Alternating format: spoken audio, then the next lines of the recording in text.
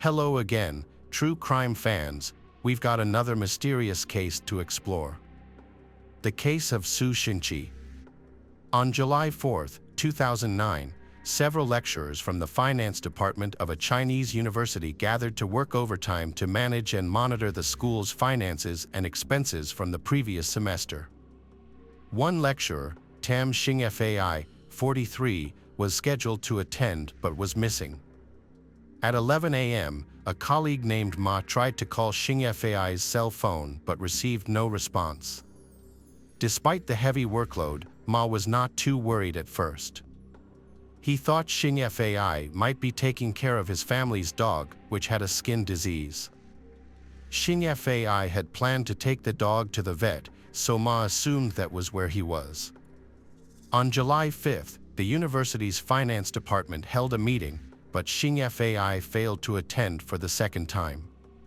Ma tried calling his cell phone again, but no one answered. Unfortunately, Ma did not have Sheng-fai's home phone number, so he could not contact him that way. By July 6th, Sheng-fai had been absent from work for 2 days and had not contacted any of his colleagues. Eventually, one of his colleagues reported the situation to the finance department. Sheng-fai's supervisors had his home landline number, so they called there, but like his cell phone, no one answered. They called the library where his 33-year-old wife, Han Tong Yen, worked. Library staff confirmed that she had also been absent from work without permission. The couple lived in Zhongshan, Guangdong Province, China, and had been married for 11 years. They have 2 daughters, the eldest, Tam Hu-man, 10, and the youngest, Tam Hu-wing, 7. Despite their financial difficulties and living in an abandoned recycling station on Waju South Road, they are known to be kind, cheerful, and positive people with well-behaved children. Sheng-fai often takes his daughters into town to have fun, leading some to believe that the family went on vacation together. However, something unexpected happened that prevented them from returning home. His colleagues spent quite a while trying to contact him by calling both his cell phone and his home phone, hoping to reach him. Finally, someone answered, but instead of a family member, it was a middle-aged man who was a stranger. The man claimed to be Sheng-fai's cousin and said that the family had gone to Dongguan, Guangdong Province, China for the summer vacation. He said that Sheng-fai had entrusted his phone to him for safekeeping. When asked when the family would return to Hong Kong, the man could not answer. After repeated inquiries, he hung up and turned off the phone. This call only added to the suspicion and anxiety of his colleagues towards Sheng-fai. Sheng-fai was always hardworking and responsible, never missing work without a good reason. If he planned to go on vacation with his children, he would make sure their schools were notified in advance. In addition, his family kept 9 stray dogs, raising concerns about who would take care of them if they traveled to the mainland and how they would be able to afford the trip to China. Previously, Sheng-fai lived with his parents. His father was a sailor and his mother worked at a paper mill. Unfortunately, his father went missing and was never found, which caused his mother to become ill and eventually end up in a nursing home. Sheng-fai's abandonment of her was considered completely out of character for him, especially since he visited her every week. They eventually decided to contact the police. One of Sheng-fai's co-workers led the police to Sheng-fai's house, which was located at an abandoned recycling station in Pingqi village. During their journey, they saw a short man through the fence of Sheng-fai's property. He quickly disappeared from sight, but they didn't think much of it and continued on. When they reached the gate of the house, they found that the door was locked. The police then inspected the property and interviewed the neighbors.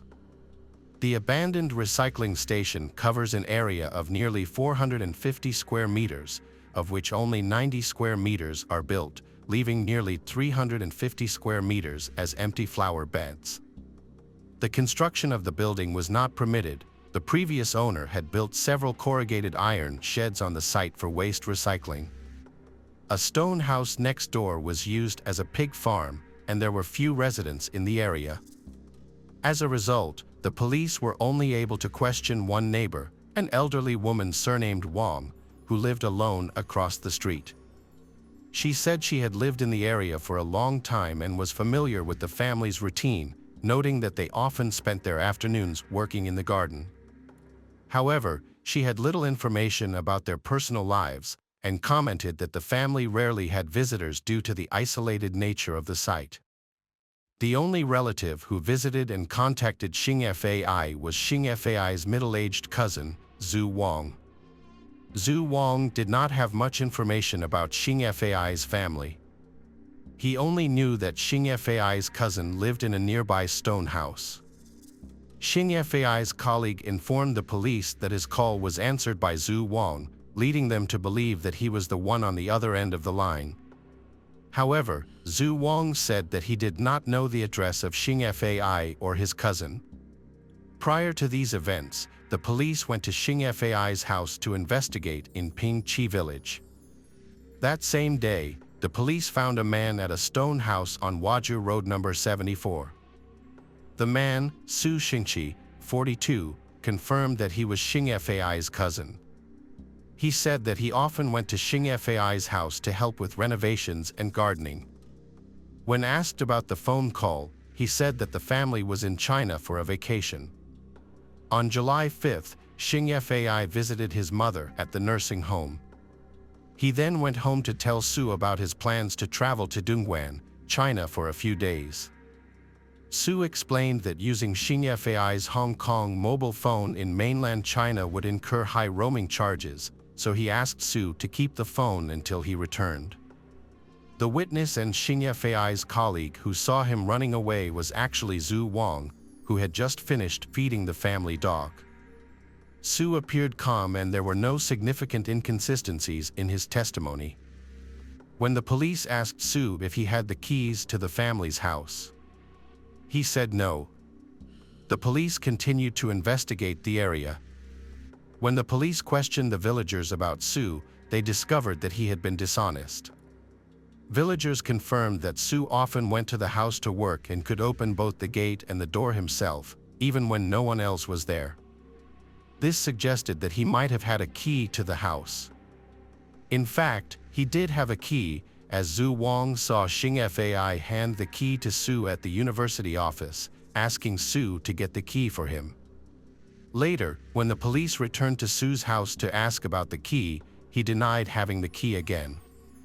He claimed that he had used the spare key for renovations but had returned it, so he said he could not enter the house. During this interrogation, Su seemed much more nervous than during the first interrogation, and he deliberately avoided important details. When the police threatened to search his house, Su panicked and suddenly remembered that he actually had another house key that he had not returned.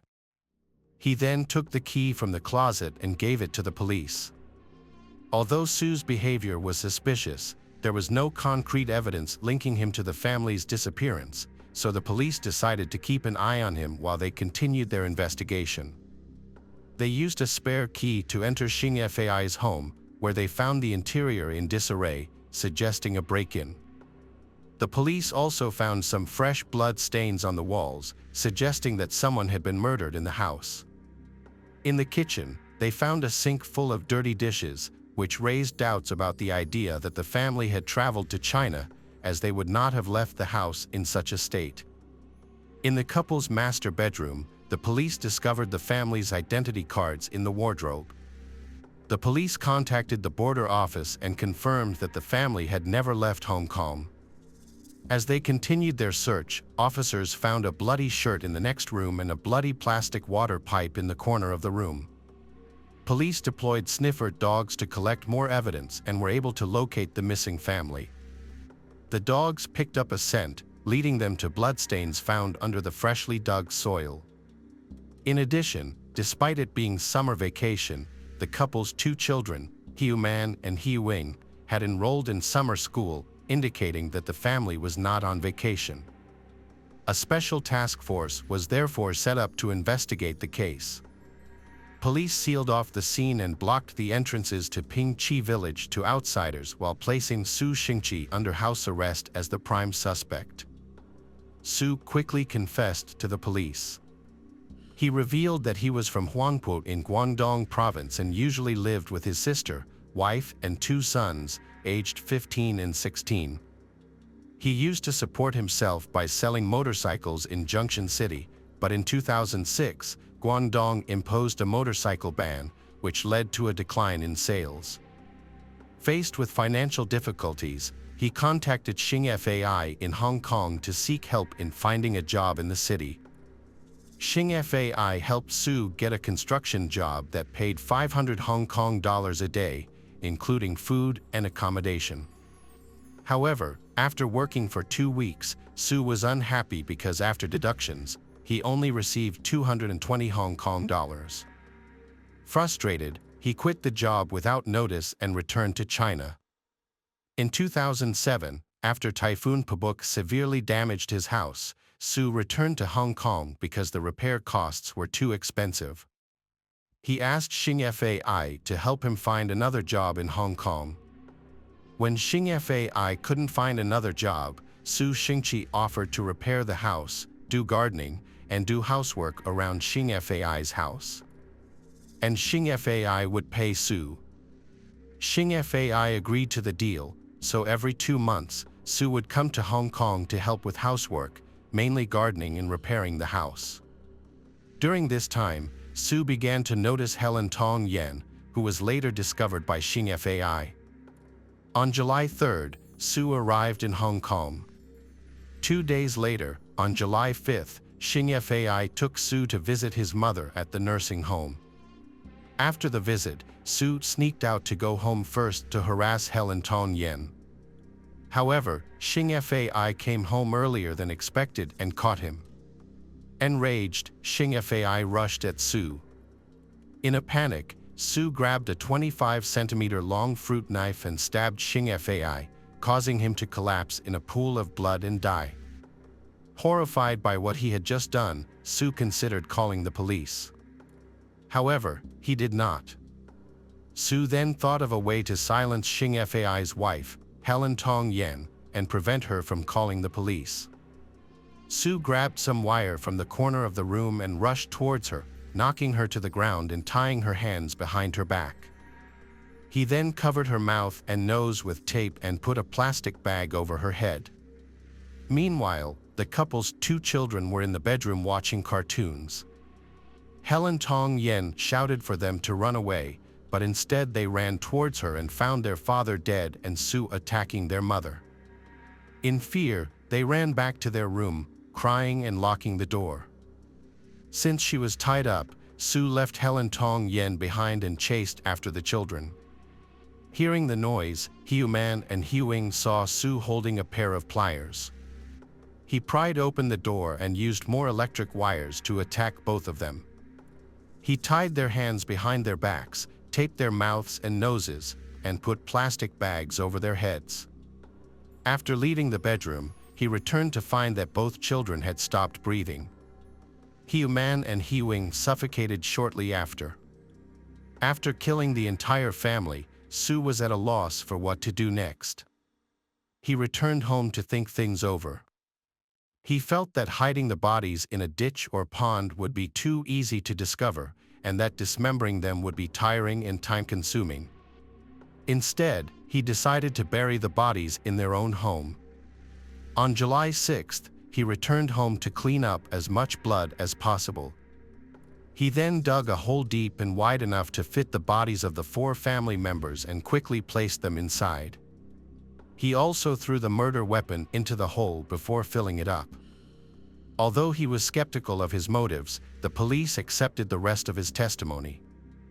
They took Su back to the house, where he pointed out where a sharp knife, a water pipe, a pair of pliers, and other tools used in the crime were. The fire department was called to assist in exhuming the buried body. Firefighters arrived equipped with digging tools and gas masks, as the bodies were buried near a septic tank. They began digging but soon encountered a significant obstacle: they hit cement. Su had left out a crucial detail in his confession, pouring cement before covering it up. The firefighters could not determine the thickness of the cement, and since the cement had hardened, their tools were ineffective. The police then hired a private engineering company, which brought in specialized equipment to drill through the concrete slab. When the team drilled into the hole and discovered human hair, they panicked and refused to continue, fearing that they might reach the body. It took the police 13 hours to persuade them to continue. After digging, the hole was 2.54 meters wide and 6 feet deep. They finally discovered the bodies of a family, all barefoot and wearing only t-shirts and shorts. At the bottom was Shengqi's body, his hands and feet tied with electric wire, with multiple stab wounds to his stomach, back, and neck, and his clothes soaked in blood. Human and Huing's mouths and noses were taped, their hands and feet were tied, and the children's faces looked distorted. Helen Tong Yan's condition was similar. Her face was distorted, her hands and feet were tied, her mouth and nose were covered, and her eyes were covered with transparent tape. Su Shengqi was arrested, and during interrogation, he admitted that he had flirted with a woman. She felt uncomfortable and informed Shengqi about the incident. Shengqi becomes angry and kicks Su out of their home, forbidding him from returning. On July 3rd, Su returned home to start work, and his relationship with his cousin seemed to have improved. However, on July 4th, he again behaved inappropriately towards Helen Tong Yan. While Shengqi was away, Su attempted to molest her. She escaped and locked herself in her room while calling for help. Not wanting to attract the attention of the neighbors, Su angrily left the house. On July 5th, Su and Shengqi went to the nursing home, but he left first. Anticipating this, Shengqi returned home early and found Su at his home and was trying to get in to talk to Helen Tong Yan. An argument ensued, and in the heat of the moment, Su stabbed Shengqi. The rest of his confession was consistent with his initial statement but added the detail that he had filled the makeshift grave with cement. However, after the bodies were sent for autopsy, it became clear that Su's testimony was false. Shengqi's murder was much more brutal than Su had claimed. Shengqi had been stabbed 9 times in the head and neck, nearly 80 times in the body, and 10 times in the arms and legs. Instead of being suffocated with a plastic bag, he had been strangled. Forensic investigations showed that the cutlery and dishes in the house did not contain the family's DNA, but did contain Su's DNA. The weapon Su used was not a family kitchen knife, but a knife he owned. Furthermore, the cement used to bury the body had been purchased before the murder, suggesting that the crime was premeditated. Police discovered that bank cards had been used at ATMs after the time of death, but could not be withdrawn due to repeated incorrect PIN entries. In addition, the victim's cash and bank cards were missing, suggesting robbery as the motive behind the crime. Whenever the police pointed out inconsistencies in Su's testimony, he would quickly come up with another explanation. He claimed that his ancestral home in China needed urgent repairs while his 2 children were in school and he needed $100,000 in cash to pay for it. During his visits to Hong Kong, he did not earn much money, which prompted him to seek help from Shengqi. Su believed that Shengqi was actually rich but acted like a miser, and he thought that the low wages he received while working for Shengqi were because they were exploiting him as cheap labor. On July 3rd, Su returned to Hong Kong alone without informing anyone. He waits until July 5th, when Shengqi has a day off from work. While Shengqi is at the nursing home, Su, armed with a hidden knife, knocks on his door. When Shengqi returns and finds Su there, he invites him to cook something while they talk. As soon as Su enters the kitchen, he suddenly asks to borrow 100,000 Hong Kong dollars. Shengqi refuses and explains to Su that the money was for his mother's medical treatment and his children's education. Sue does not want to accept this answer and accuses Shengqi of just wanting to use him as cheap labor. This accusation angers Shengqi, and when Sue continues to press the issue, Shengqi tells him to leave. As Shengqi turns to leave, Sue lunges at him, covering his mouth before stabbing him in the back. He then threatened Hiu Man and Hiu Wing, ransacked the house for cash and bank cards, and demanded the card passwords. Shengqi pretended to provide a fake password, which Sue did not realize was invalid at the time. Sue also lied about strangling the others and claimed that he killed them by covering their mouths and noses with tape and putting plastic bags over their heads.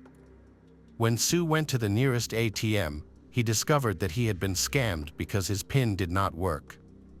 When he returned home, he discovered that people had suffocated while he was away. Seeing the food he had prepared, he decided to sit and eat next to the 4 corpses while thinking of what to do with them.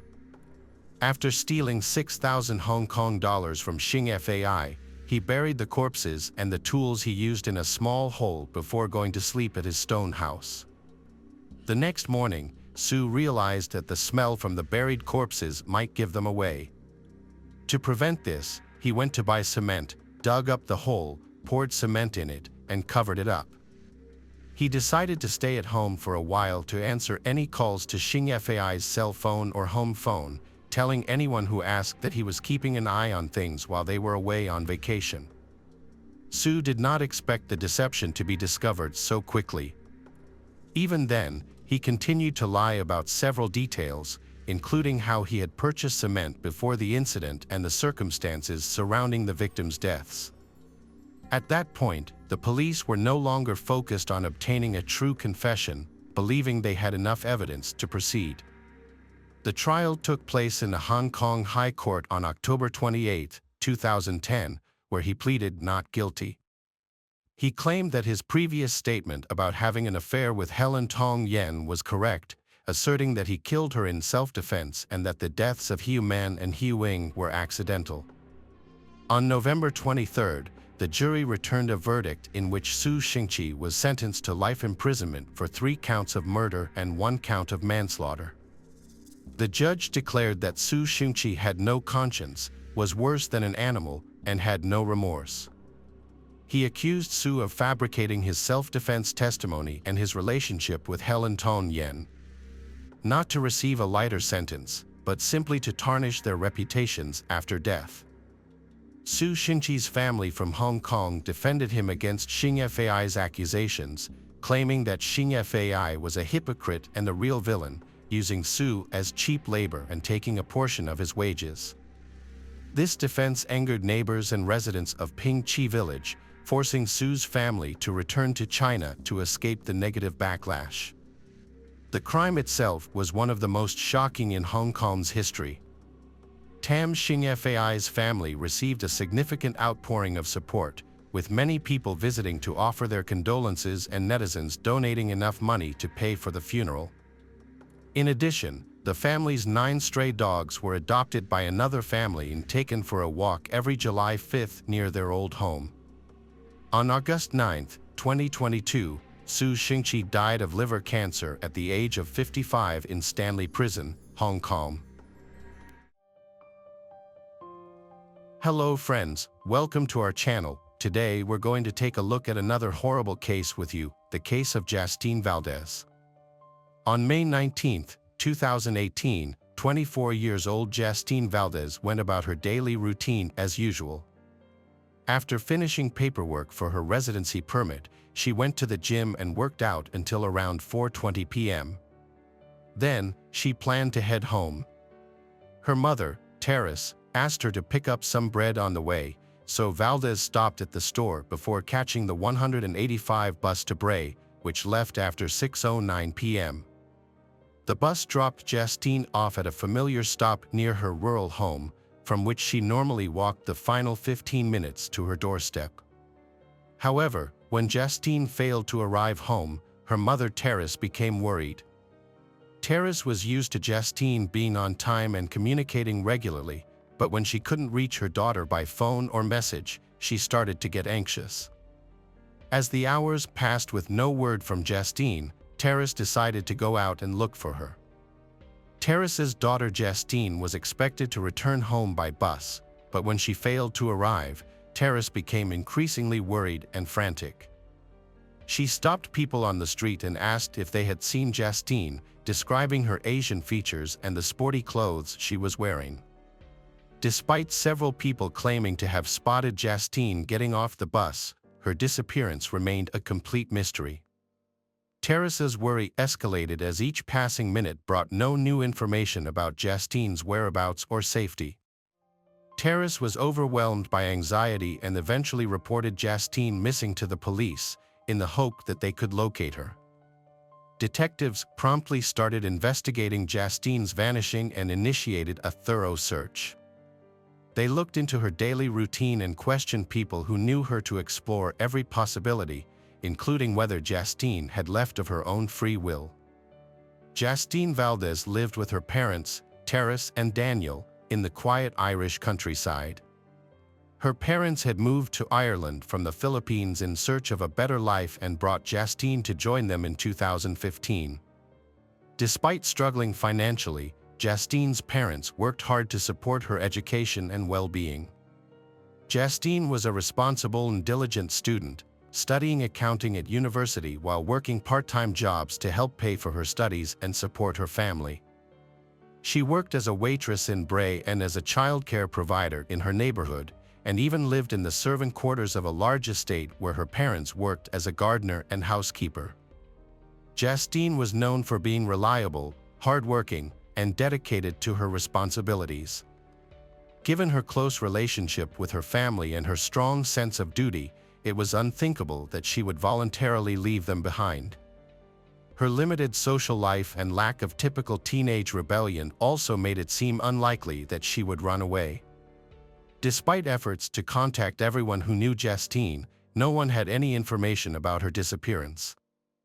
As a 24 years old, Justine had long since moved past her teenage years and was very close to her family, making it unlikely that she would run away.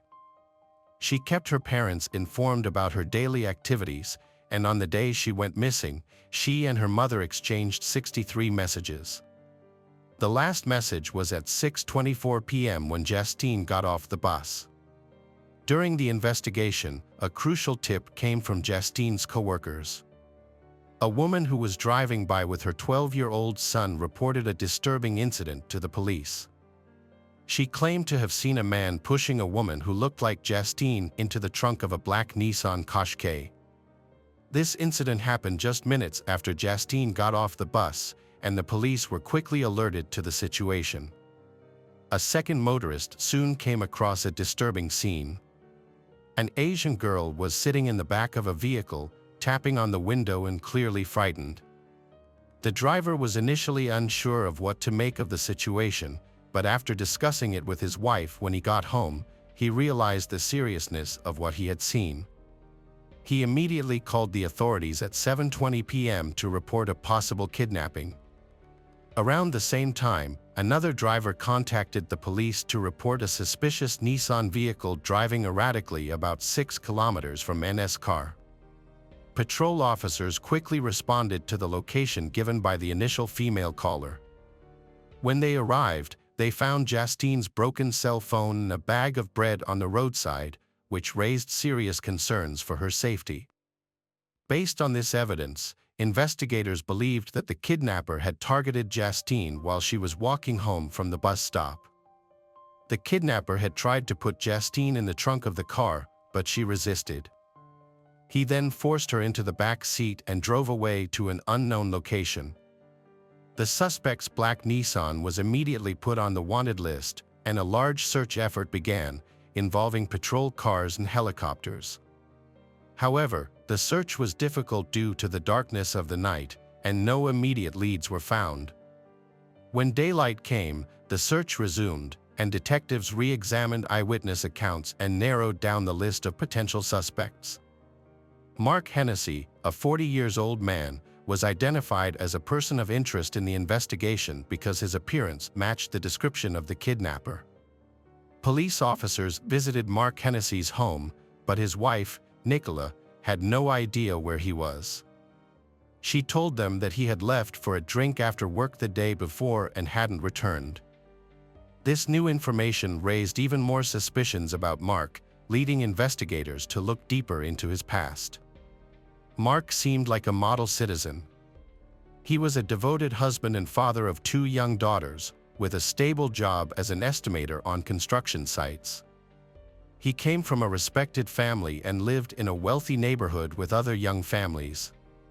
He had no prior run-ins with the law and appeared to be a pillar of the community. However, the police knew that people can often hide their true nature behind a mask of respectability. Police officers visited the bar Mark had gone to the night before to ask questions and gather information. The bar staff confirmed that Mark had been there, but only stayed for a short time to have a beer and watch a soccer match around 5:40 p.m.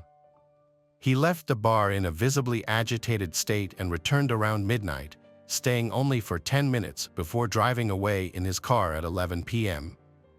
After further review, it was discovered that Mark had actually returned to the bar's entrance to chat with someone before leaving again. A review of the bar's CCTV footage confirmed the staff's accounts of Mark's brief visits. However, this still left a gap in his whereabouts between 5:40 p.m. and 11 p.m., and investigators remained unsure of what Mark had done during this time. Meanwhile, detectives also obtained CCTV footage of the bus route that Justine had taken, which led to a disturbing discovery. Mark's black Nissan was spotted following the bus just 30 minutes after he left the bar, raising suspicions about his involvement in Justine's disappearance. As the search for Mark's car and Justine continued, it became increasingly clear that the incidents were connected, and Mark emerged as the prime suspect in her abduction. Despite efforts to track his cell phone, Mark managed to stay one step ahead of the authorities. He made a single call to his wife, telling her he would be away for a while, but refused to surrender to the police even when his family begged him to do so. The investigators learned about the encounter from Mark's parents, and as a result, they strengthened their search for Mark. However, Mark remained elusive. The police turned to the public for help, issuing appeals through the media and asking anyone with information about Justine, Mark, or his car to come forward. One person responded to the appeal, spotting a Nissan that matched the description of Mark's car. She followed the vehicle to Cherrywood Park, where she observed the driver closely before notifying the authorities. When the police arrived, they found a man covered in blood sitting behind the wheel. Mark refused to leave his vehicle, even when police tried to persuade him. He threatened them with a knife, so they had to shoot him to protect themselves. The bullet hit Mark in the shoulder. When police took him out of the car, he was awake but not cooperating. They searched the vehicle, hoping to find Justine, but she was not there. Police questioned Mark repeatedly, but he wouldn't answer. Medical staff treated his injuries, and he was rushed to the hospital. Doctors fought to save Mark's life, hoping he would reveal Justine's location. Unfortunately, the bullet had bounced off and hit Mark in the head, killing him. Further investigation showed that the blood on Mark's face and body was his own, and he had several new stab wounds on his arm and neck. The police speculated that Mark, driven by a fear of being caught, had used a knife from his vehicle to prepare for a confrontation. When they finally caught him, the officers felt a sense of disappointment. They had found Mark and his vehicle, but their main goal was still unfulfilled. They had not found the missing person, Justine. At the scene, they found a note, but it was difficult to read due to the presence of blood. The officers were, however, able to decipher the words "sorry" and "Pease Castle," which provided a lead in the search for Justine. The search for Justine Valdez continued despite the dim hopes of her safe return. As her anxious parents prayed for her well-being, a thorough search was conducted in a wooded area south of Dublin, guided by a cryptic clue found near a castle. The search yielded Justine's purse, which contained her identification documents. Unfortunately, on May 21, the search party discovered Justine's body. The autopsy revealed that Justine had been murdered on the evening of her abduction, with manual strangulation being the cause of death. Further examination showed that she had been subjected to a sexual assault, adding to the brutality of her demise. Amidst the sorrow and despair, a disturbing revelation emerged from the toxicological analysis. Justine's body contained trace amounts of prohibited substances. The presence of these substances raised many questions, with no clear explanation for their origin or purpose. Add a surprising twist to the case. Test results showed that Mark had ingested a substantial amount of these substances, making the circumstances surrounding the tragic events even more complex and difficult to understand. Mark's life had been spiraling out of control due to his struggles with alcohol and substance abuse, which likely contributed to the drugs found in Justine's system. His home life was also deteriorating, with frequent arguments with his spouse over his addiction and growing debts. Investigations revealed that Mark was actively using the dating app Tinder, where he was pursuing interactions with multiple women, including flirting with them at bars. Furthermore, his DNA was found on Justine's body, solidifying the police's suspicions of his involvement in her abduction and murder. As detectives pieced together the evidence, a disturbing narrative emerged. The murder was driven by Mark's sexual motives, and Justine became an innocent victim in his sinister quest.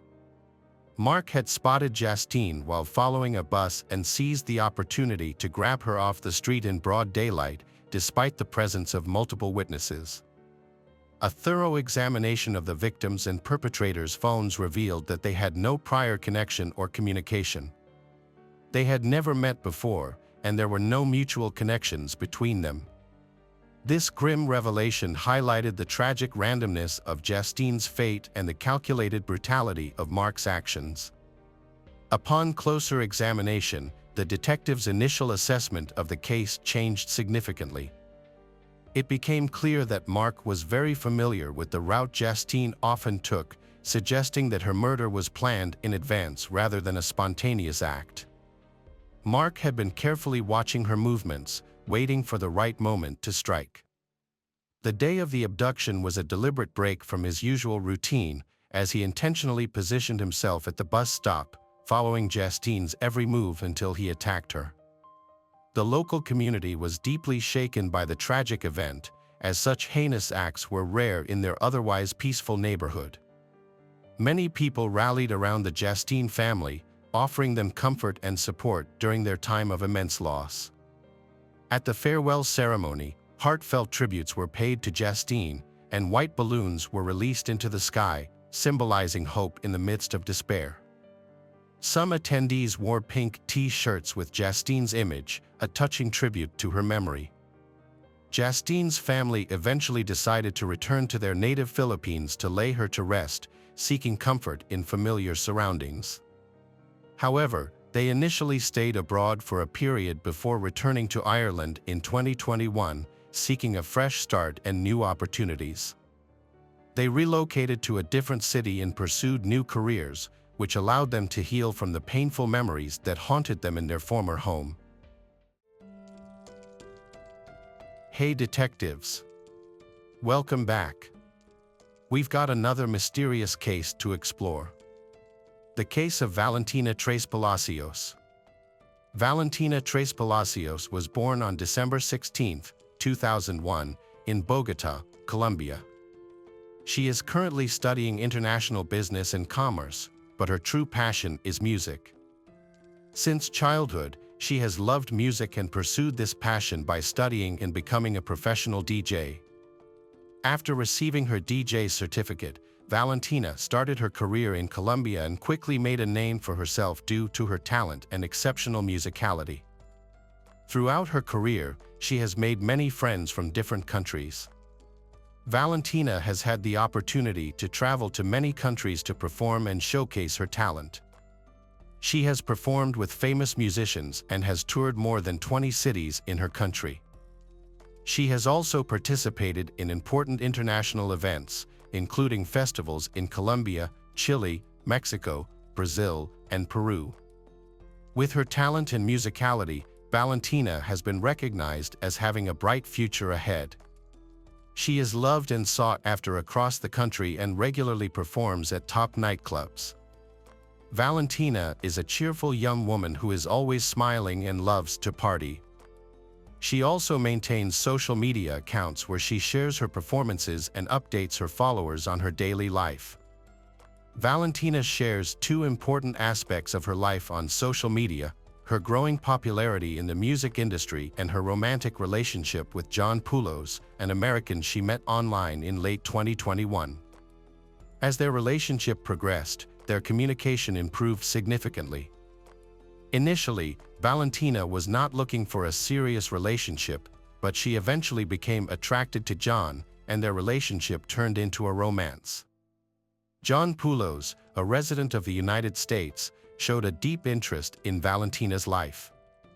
Valentina invested a lot in their relationship, and John supported her financially to help achieve her dreams. Valentina took a cosmetic course, which included hyaluronic acid injections into her lips, and later, enhancements to her cheekbones. John also recommended surgery in silicone breast implants, which significantly changed her appearance within a few months. These changes made Valentina the talk of the town. John sent her money regularly and eventually decided to marry her. John Poulos initially planned to move to Colombia to live with Valentina. However, Valentina became suspicious of the relationship because she knew that John was extremely jealous and had hired a private investigator to monitor her every contact and activity.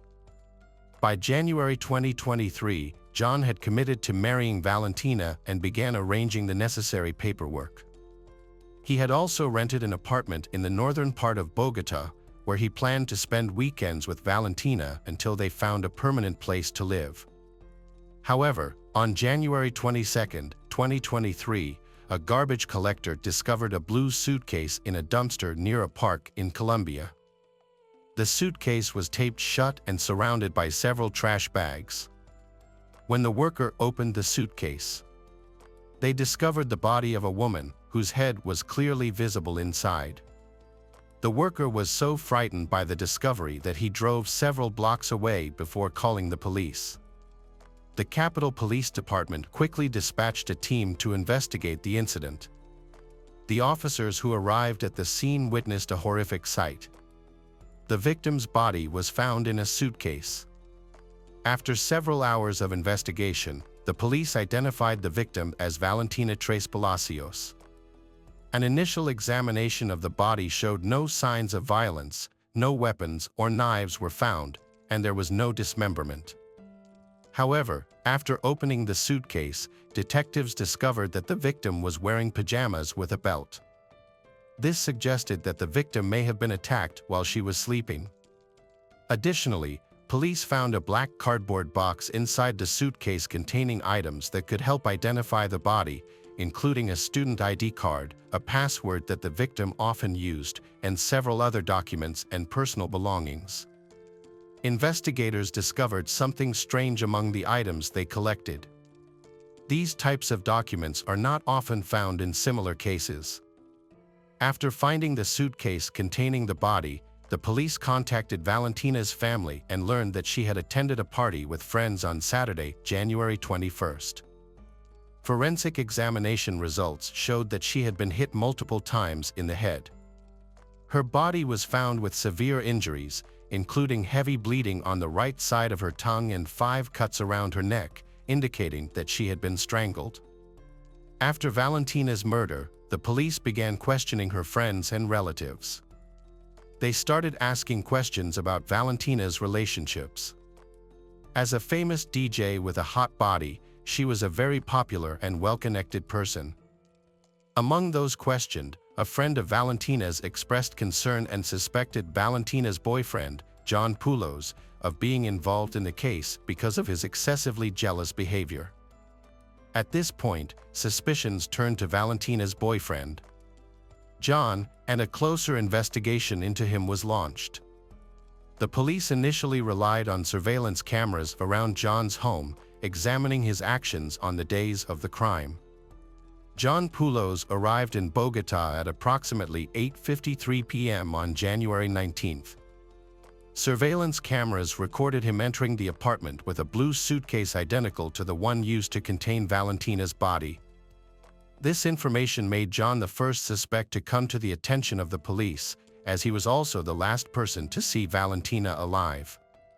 When detectives attempted to contact John, the call was routed to voicemail. Valentina's family had appreciated John's calm and kind personality, and they did not think he was involved in this terrible crime, especially since John and Valentina had a wedding planned. Suspicions about John grew when investigators visited his rental apartment. There, they discovered that John had left and was nowhere to be found on Monday, January 23rd. It is worth noting that John Poulos deleted his social media pages early in the morning after Valentina's death, making him the only suspect at the time. Investigators analyzed surveillance camera footage in the building from Friday evening to early Sunday morning. This helped them clarify the events that took place. The Colombian police and the prosecutor's office also reviewed several hours of video footage from cameras in the area where Valentina and John were. Camera footage and WhatsApp conversations played a key role in uncovering Valentina's final hours. Valentina and John were scheduled to meet on January 20th. John arrived on the 19th, cleaned the apartment they would share, and then texted Valentina. Valentina and John began arguing that night because Valentina was partying while he was away. John questioned whether Valentina was with any men. Valentina refused to answer, believing he was jealous and suspicious. John eventually reminded Valentina to meet on the 20th. Before the meeting, Valentina planned to visit some beauty salons for eyelash and hair extensions to feel more confident. However, on the 20th, Valentina and John disagreed about the date and only clarified their plans when surveillance cameras recorded activities at Valentina's apartment that evening. According to the surveillance cameras, on the 20th, John helped Valentina pack her luggage at 6 p.m. when the two moved into their new home. Valentina also made a video call to her mother and said she would return after the trip. The video also showed Valentina with John Poulos, who had rented a car to transport Valentina's belongings. Valentina and John were caught on surveillance footage entering her new apartment at 7 p.m. Valentina and John were caught on camera engaging in some activities before heading home. It was Saturday, January 21st, at 1 a.m. They took a taxi to a nightclub in southeast New York where Valentina was performing. When they arrived at the nightclub around 4 a.m., Valentina immediately started working. John Poulos stayed with her while she got ready. At around 5 a.m., Valentina's performance ended, and they then went into the club's office to meet the owner, his wife, and a companion. Valentina and John left the club around 6 a.m. That was the last time Valentina's friends saw her. She walked out of the club smiling and seemingly fine. Valentina reached out to a friend by phone on Saturday and said she had no plans to go anywhere. She planned to stay home with John and perhaps go out to dinner or cook together. Valentina's last conversation with her friend was via video at 9 p.m. Valentina's mother, Laura Hidalgo, said her 13-year-old son was the last person to talk to Valentina via video. Valentina was lying in bed with John, and they appeared happy. The family has no further information about their situation. On January 21st, at 10:43 p.m., surveillance cameras in the building recorded Valentina and John. Valentina was looking out of the apartment door while John stood in front of it, looking pensive, pacing back and forth, and occasionally grimacing. John was again caught on camera on Sunday, January 22nd, at 9 a.m. This time, he left the room with 2 bags of trash, and Valentina was not seen. John then drove to the parking lot, picked up a silver car, and put the bags in the back seat. Next, he returned to the apartment, took 2 suitcases from the trunk, and brought them back to the apartment. At the apartment, a gray blanket was placed on top of the suitcase that John had taken out. It was 10 a.m. He put this suitcase on the cart for transport. A second bag was placed next to it, and in this bag was Valentina's head wrapped in a blanket. Before leaving, John observed the parking lot after parking and noticed that there was no one nearby. He also checked the area around the elevator to make sure no one was getting off. Then he quickly returned to the car and tried to lift the heavy suitcase into the trunk. Finally, he took the bag and put it in the car, then drove away. The surveillance camera recorded the car circulating at various points in the city. Around noon, John appeared to be looking for a safe place to dump the suitcase. The car then pulled into a parking lot and parked near a dumpster. At 3 p.m., John got out of the car, looked around to see if anyone was following him, then took out the suitcase, which appeared to be very heavy, and threw it into the dumpster. He then returned to the car, took out a bag, and placed it in the dumpster before closing the lid and exiting the parking lot. The car then traveled west until it reached El Dorado International Airport, where John was last seen at 4:30 p.m. The Department of Homeland Security announced a $1 million reward on Monday, January 23, for information leading to the arrest of John Tres Palacios. Colombian authorities sought Interpol's assistance in issuing an arrest warrant for John as he fled the country's borders. On January 24, Panamanian National Police arrested John at El Dorado International Airport, just as he was preparing to leave for Turkey. Colombian authorities quickly began the process of deporting John from the country after Valentina's death. More than 14 criminal investigators were involved in the investigation, gathering evidence to clarify the truth. The result of this investigation included the analysis of more than 300 hours of video footage from security cameras, conducted in cooperation with the public prosecutor's office. An important discovery in the case was the finding of Valentina's cell phone near El Dorado International Airport. A security guard happened to see the phone on the grass while walking near a gas station and picked it up. After realizing that the phone did not have a SIM card, he took it home with the intention of selling it, not knowing it belonged to Valentina. However, the security guard's wife called him after realizing that the photo of the girl on the phone's wallpaper matched the photos seen on social media, as well as the photo of the young woman found dead in the trash. Unfortunately, the phone was put up for sale and repackaged because someone wanted to buy it. After leaving the nightclub, John and Valentina's driver gave his statement. The driver had been assigned to take Valentina and John to a nightclub in the south of the city. When John stopped for a moment, Valentina got into the car and shouted that she had written something. When the driver looked at her, Valentina seemed uncertain, and the driver checked his phone. The driver discovered that Valentina had warned him that she was in danger in a Spanish text message to customer service. John then asked Valentina if she was okay. While the car was being driven, John and Valentina conversed in English. The driver asked them if they were bilingual, and they answered yes. When they left around 4 a.m. that same day, the driver went to the nightclub with the couple. He then knew nothing about the incident until he was informed of Valentina's death a few days later. In the WhatsApp version open on Valentina's computer, a friend of Valentina's in Caragana provided the prosecutor's office in Bogotá with conversations on Valentina's computer, which offered clues about what happened. One of the key pieces of evidence found in the investigation of Valentina's case was a discovery by one of her friends, who found the suitcase containing her body.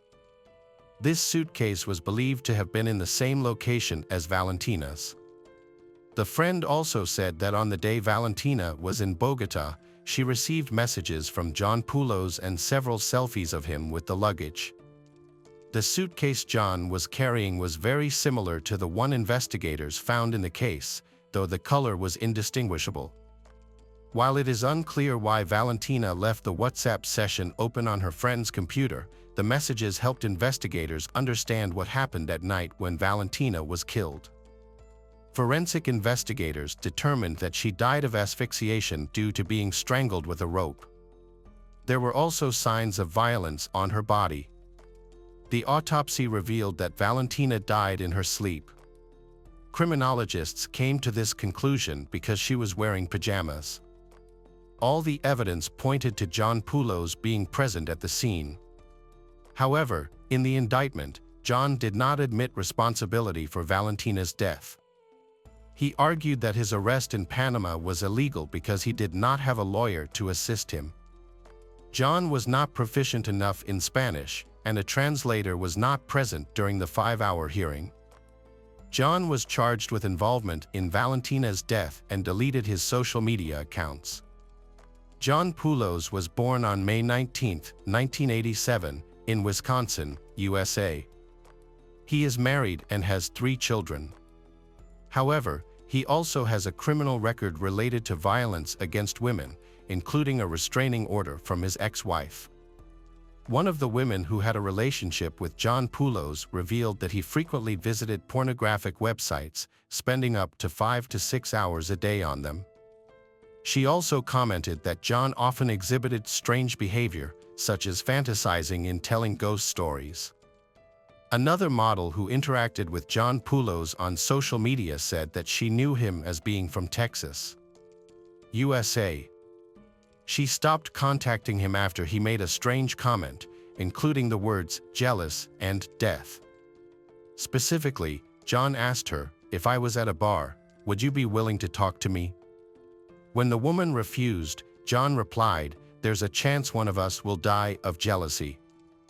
The woman also said that although John donated money to her, she never chatted with him via video because his communication style was often erratic.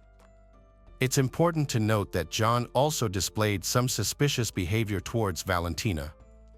He contacted Valentina on social media and began sending her money persistently and consistently. In this case, treating women like property was a red flag that the women overlooked, and they initially trusted him. John thought he could buy their trust with money from the start. Authorities investigating the case believe that John Poulos thought that the waste disposal system in Colombia was similar to that in the United States, where he lived. In his mind, the waste would settle in a container and eventually be disposed of.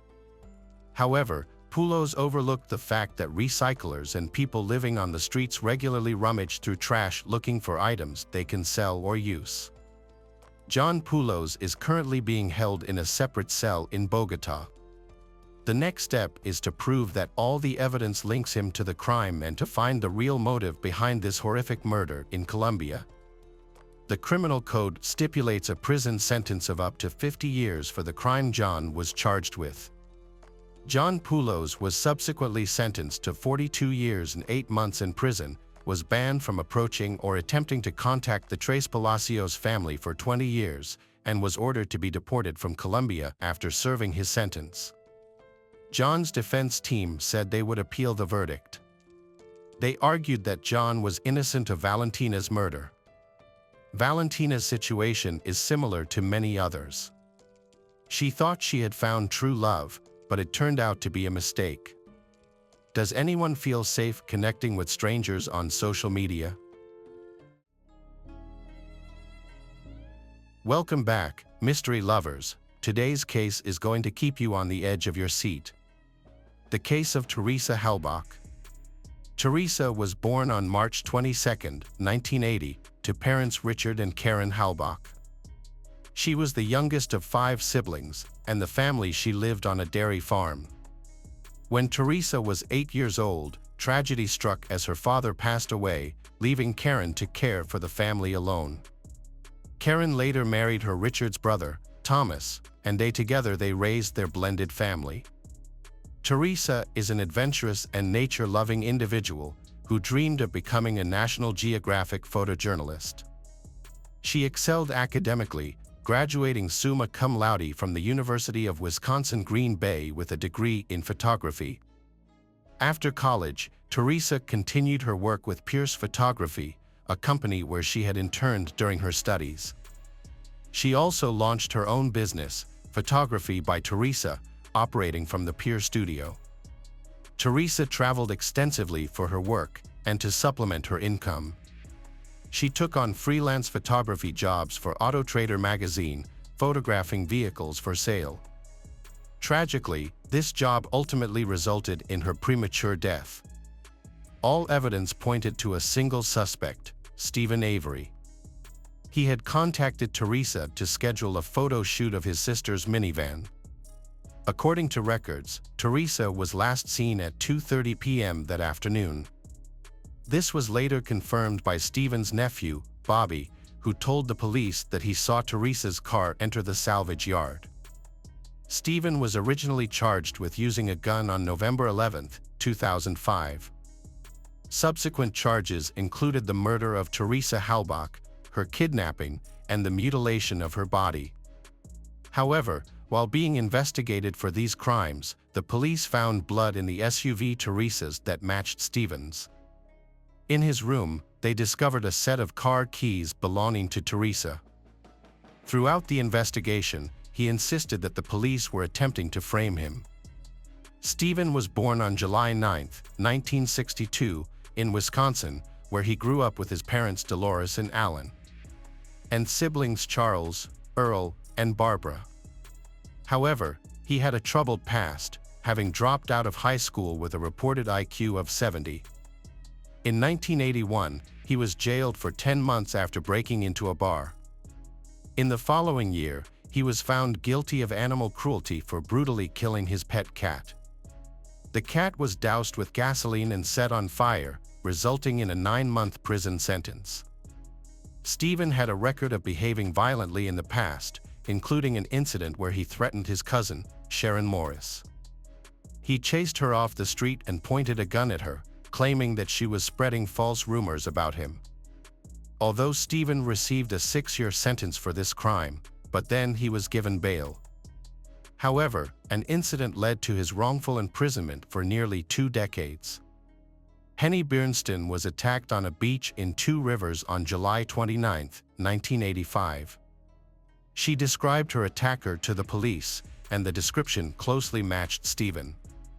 As a result, he was arrested and charged with the attack on Penny. Despite his claims of innocence, his appeals in 1987 and 1996 were denied by higher courts. Stephen's case was later taken on by the Wisconsin Innocence Project in 2001. In 2002, DNA evidence was re-examined, and he was finally exonerated of the crimes, proving his innocence. Following his exoneration, he filed a civil lawsuit against Thomas Kokorek, the former sheriff, and Dennis Vogel, the former district attorney, seeking $36 million in damages for the wrongful conviction. However, Stephen's freedom does not last long because his life is about to undergo a major change.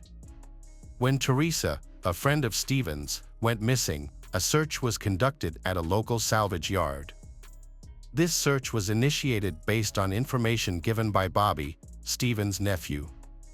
Stephen reported that Teresa came to his location to take photos and then left. However, evidence found at the scene contradicts Stephen's testimony.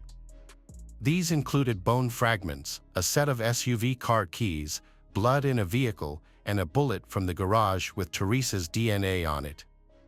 As a result, Stephen was jailed for Teresa's murder. During this time, he received a sum of $400,000 in a settlement in February 2006. The investigation also involved questioning Stephen's 16-year-old nephew, Brendan Dassey. It is worth noting that Brendan was not accompanied by his parents or lawyer during the interrogation process. Initially, Brendan confessed to the crime, stating that he and Brendan had assaulted and killed Teresa before burning her body.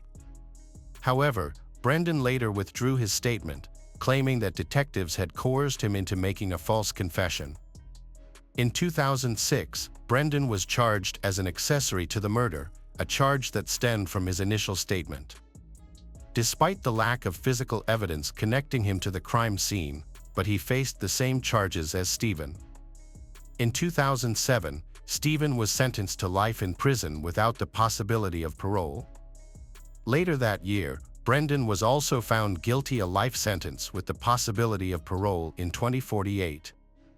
A conviction was made, but it was met with controversy.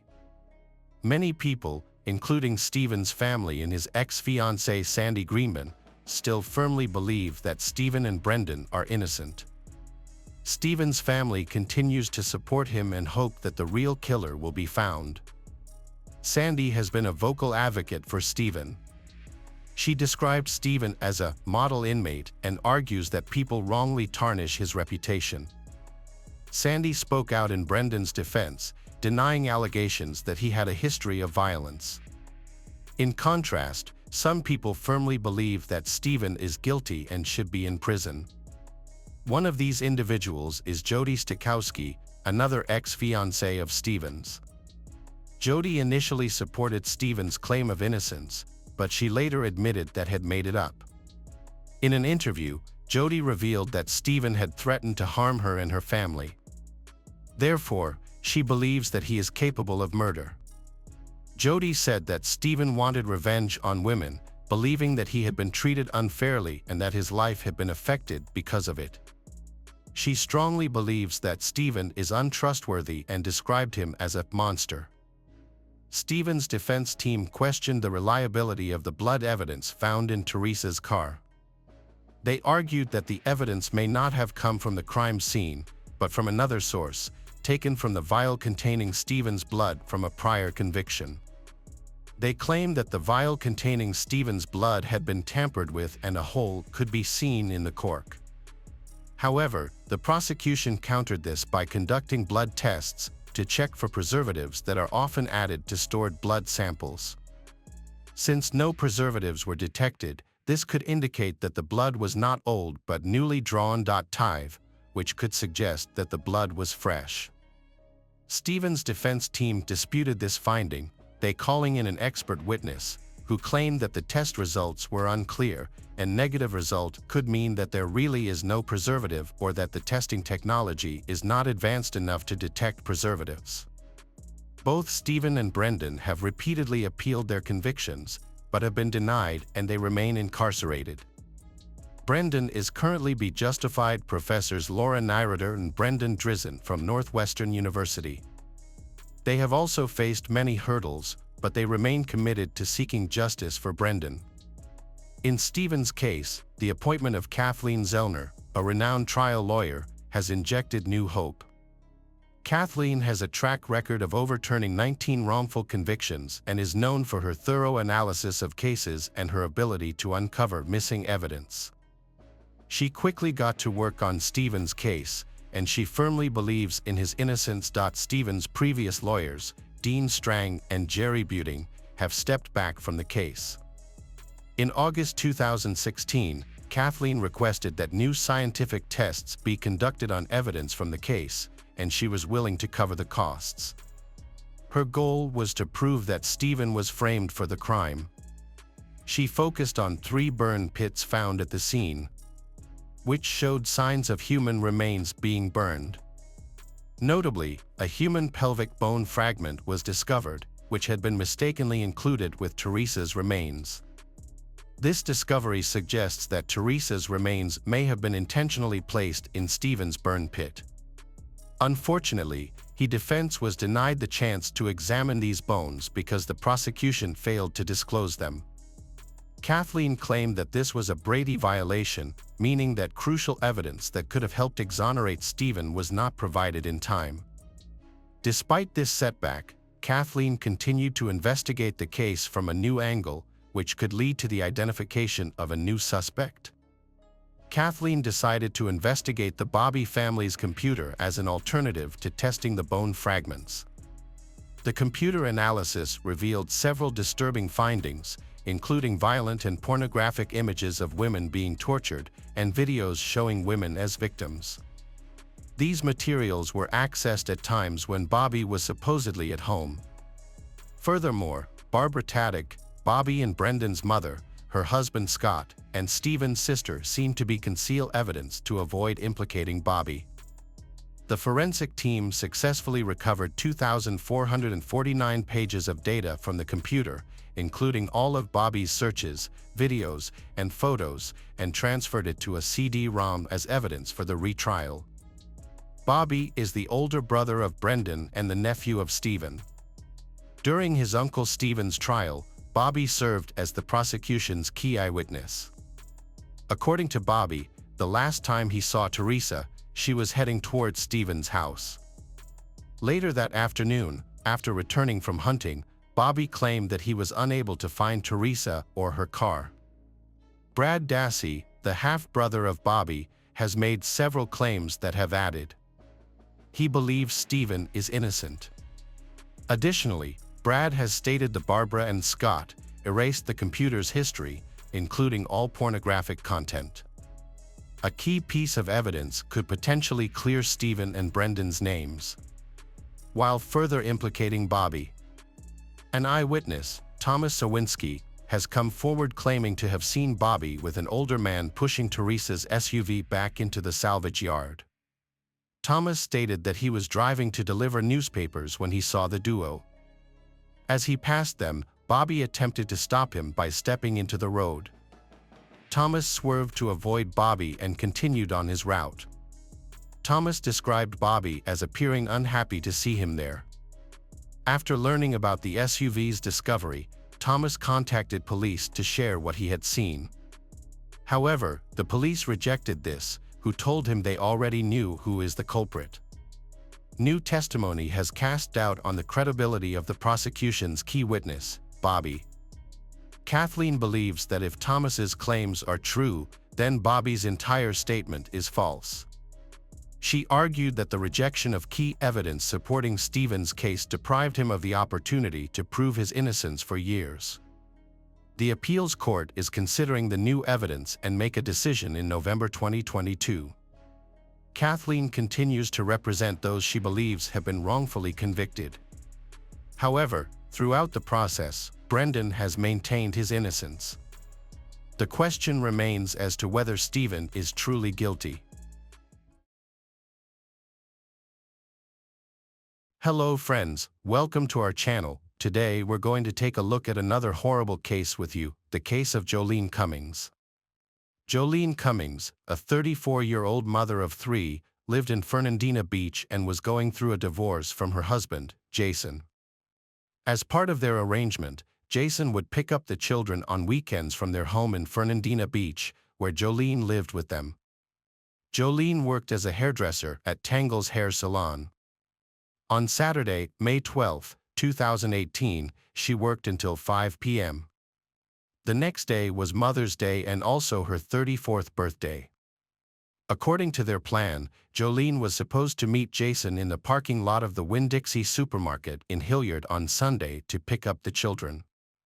However, Jolene failed to show up, and Jason was unable to reach her by phone. Jolene's mother, Ann Johnson, also tried to contact her to wish her a happy birthday, but all her calls went straight to voicemail. Jason eventually called and to ask if she knew why Jolene hadn't arrived to pick up the children. Jolene failed to pick up her children, which was unusual behavior for her. Concerned, Ann reported Jolene missing to the police on Monday, May 14th, after being unable to contact Jolene.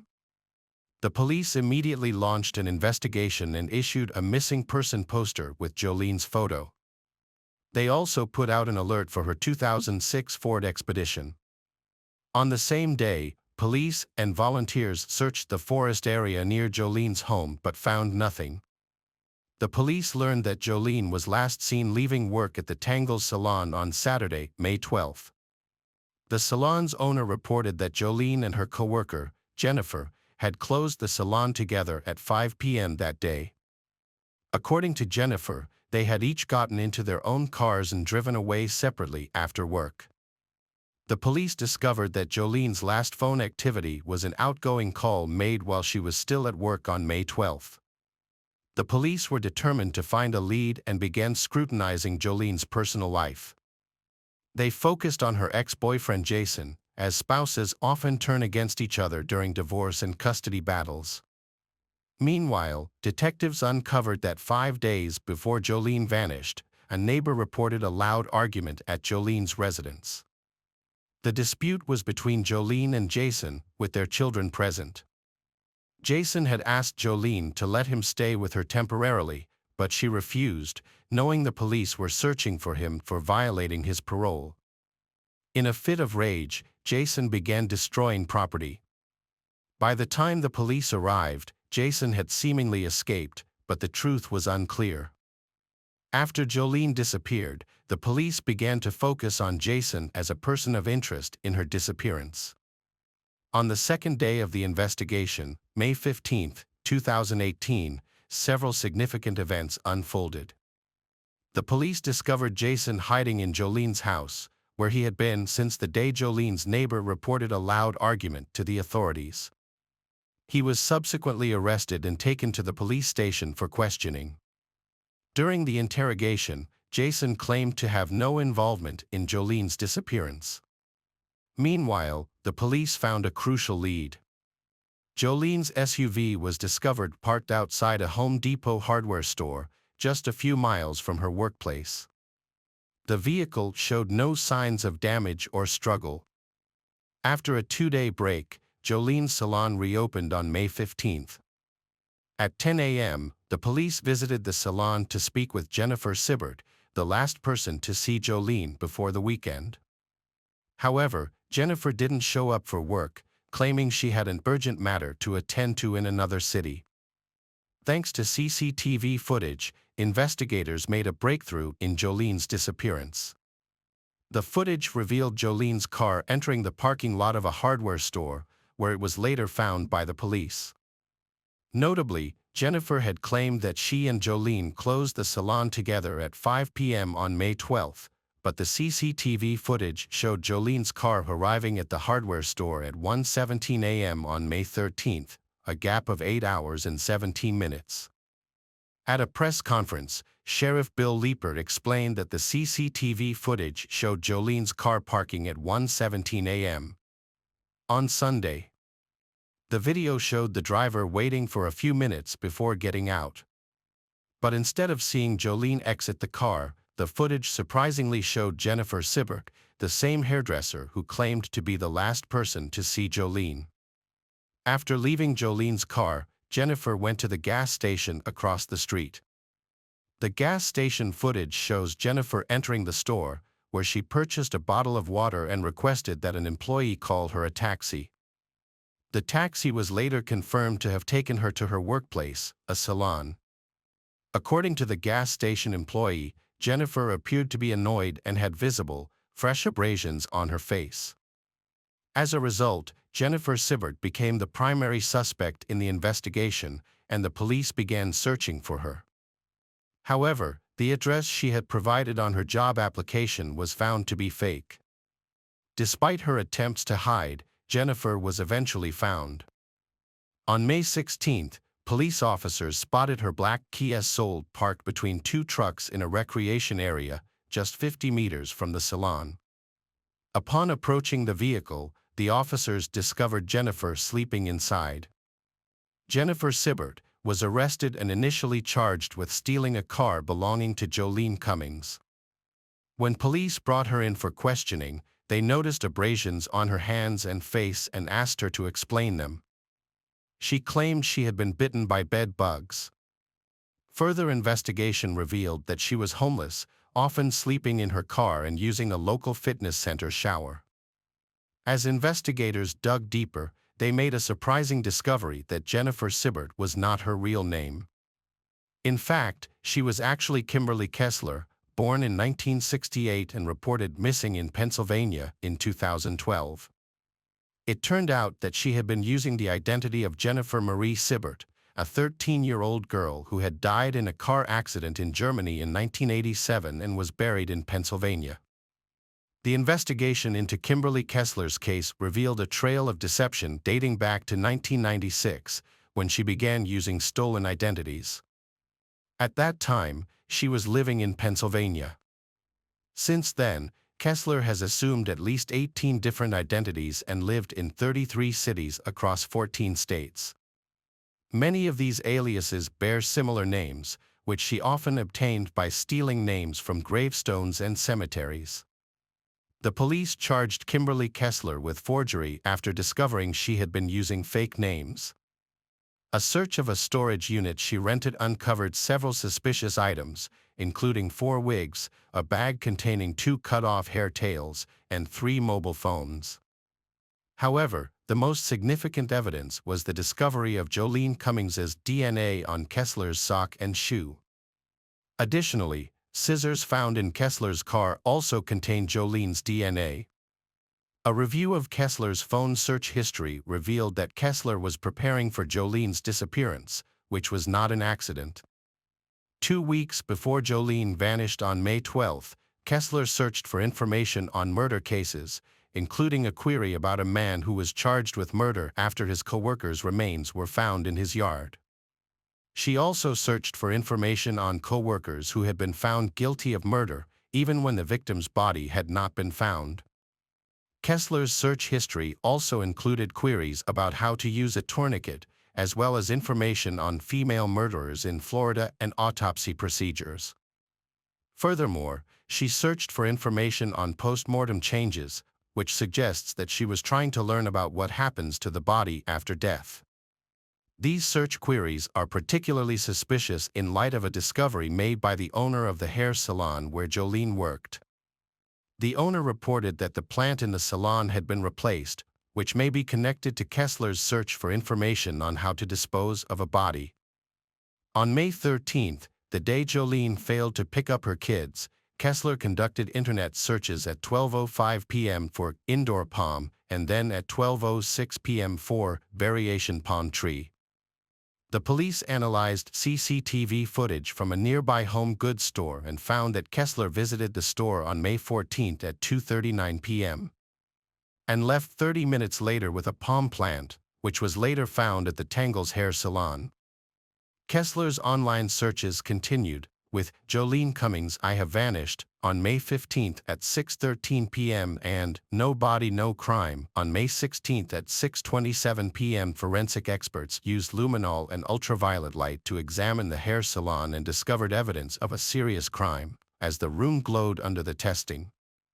On May 22, the sheriff announced during a press conference that they had gathered sufficient evidence to conclude that Jolene Cummings was dead, although some evidence was being withheld to protect the investigation.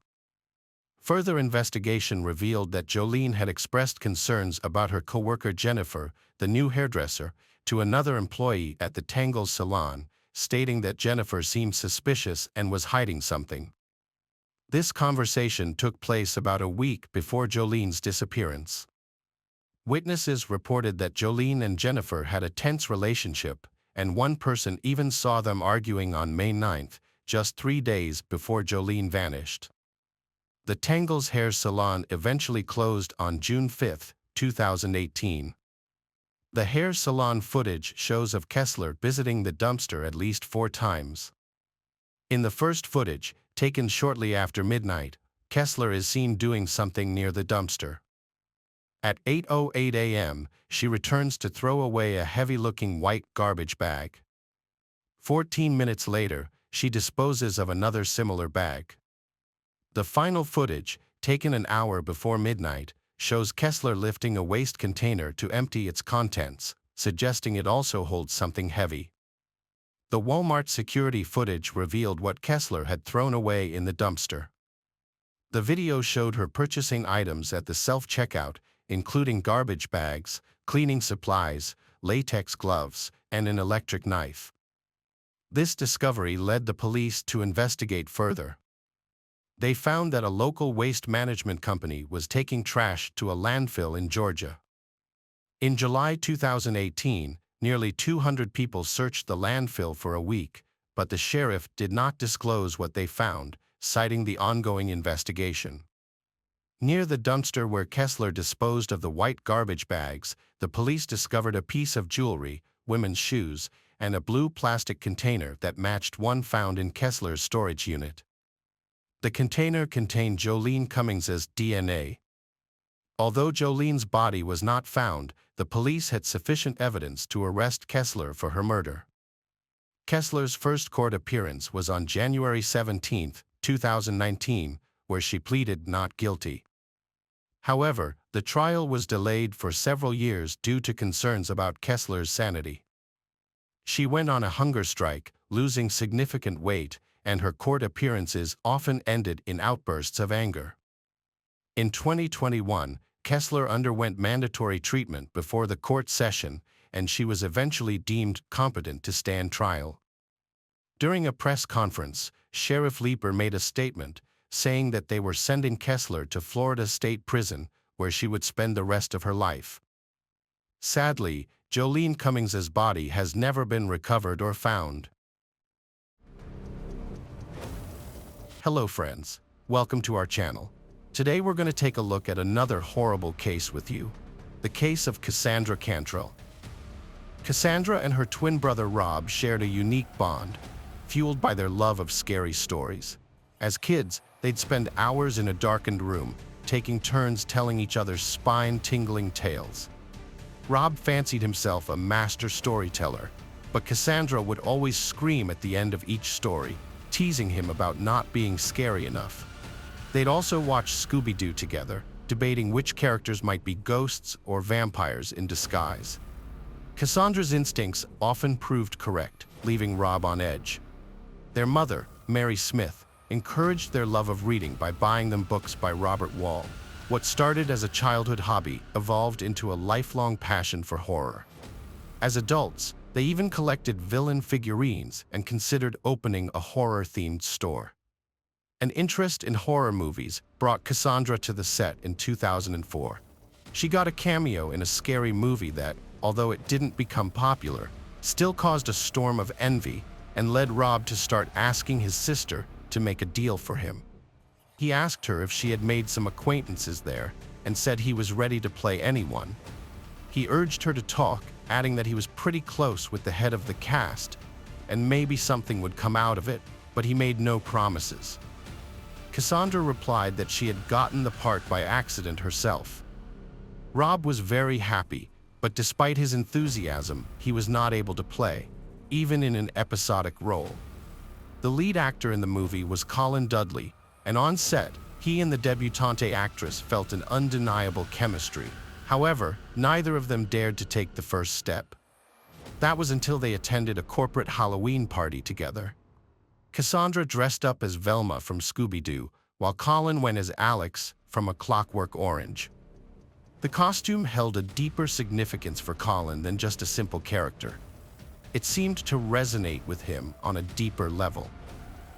He had been walking with a glass of milk all evening, looking at everyone with a glare, just as his character had done in the movie. He had also quoted a lot from the book. For example, he had looked at Cassandra with delight and had said that beauty invariably caused his only desire to destroy it, for it did not fit at all into their ugly world.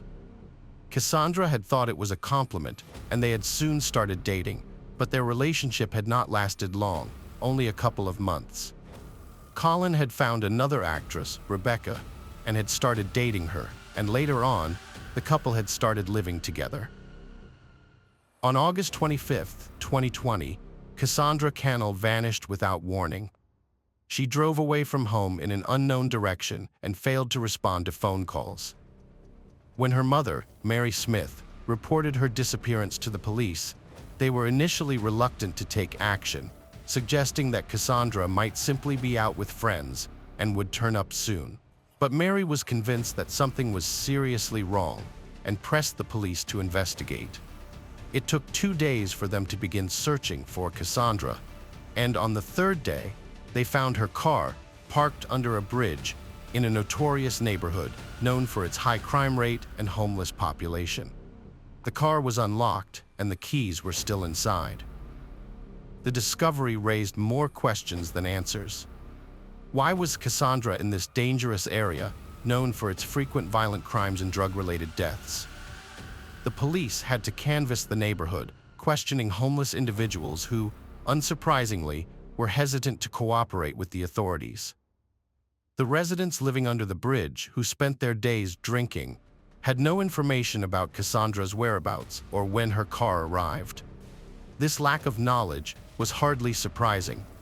The detective in charge of searching for Cassandra had obtained her cell phone billing records, as per protocol, but based on his experience, he doubted it would lead to any useful leads.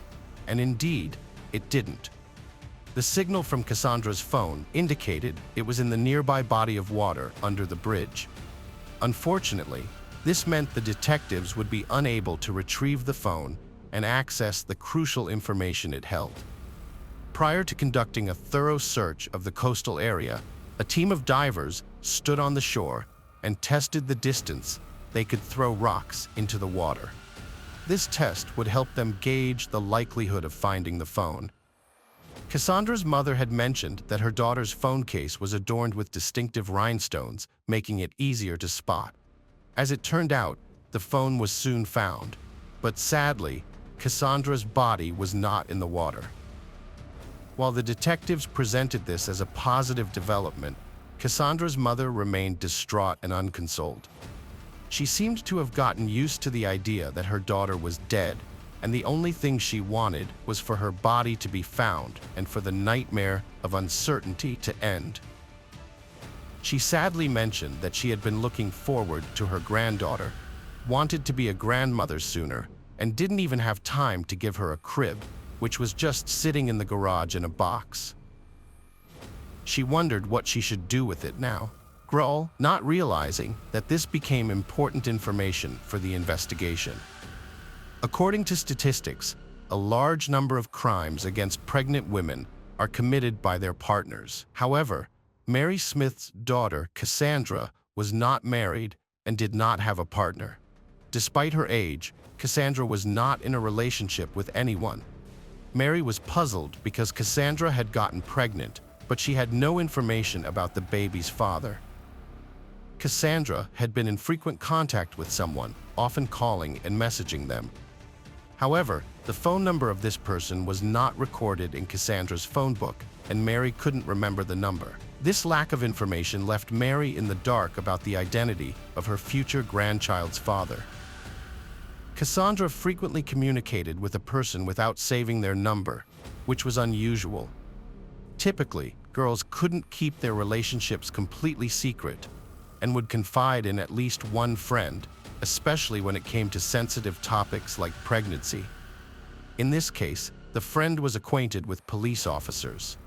In conversation with the police, Cassandra revealed that she had reunited with her former boyfriend, Colin Dudley.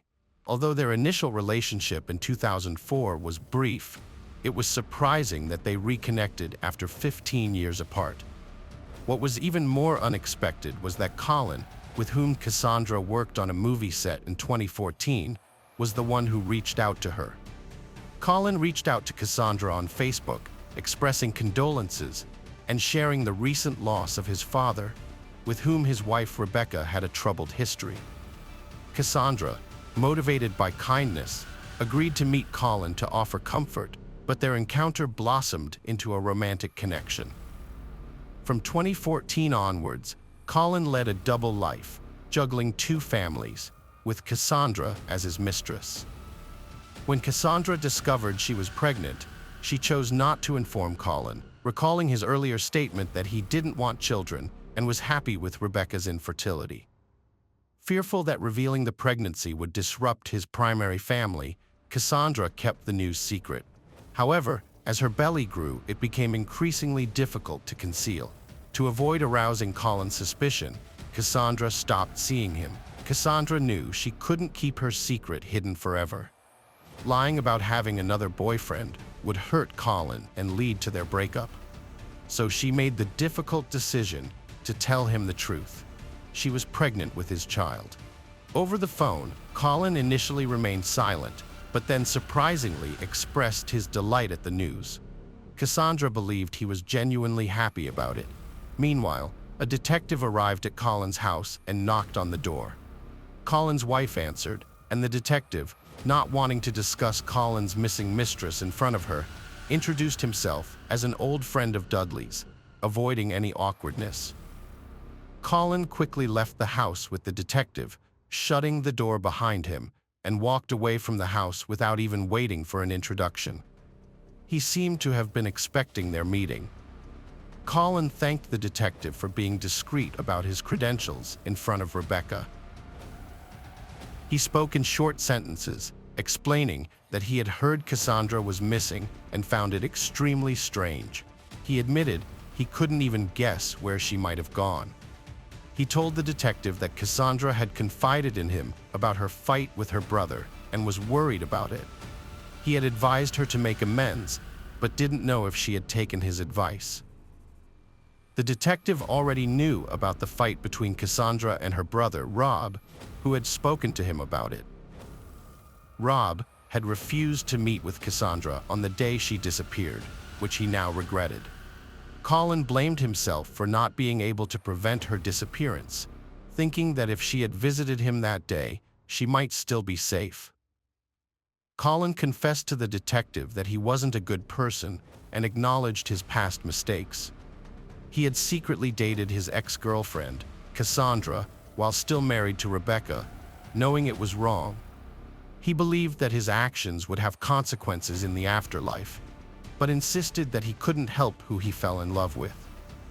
After his father's death in 2014, Colin resumed his relationship with Cassandra, fulfilling one of his father's wishes. He had broken up with her soon after Christmas, which his father had criticized him for. His father had liked Cassandra, unlike Rebecca, whom he hated. Colin explained that living a double life for 5 years had been exhausting and guilt-ridden. He made excuses to hide his late-night returns, pretending to go on business trips or fishing, which he despised. He even bought fish to deceive Rebecca, who would cook them, despite the smell making him sick. Colin mentioned that Cassandra was pregnant, but didn't know who the father was. He heard from a close friend that Cassandra claimed the baby was his, which he found hard to believe.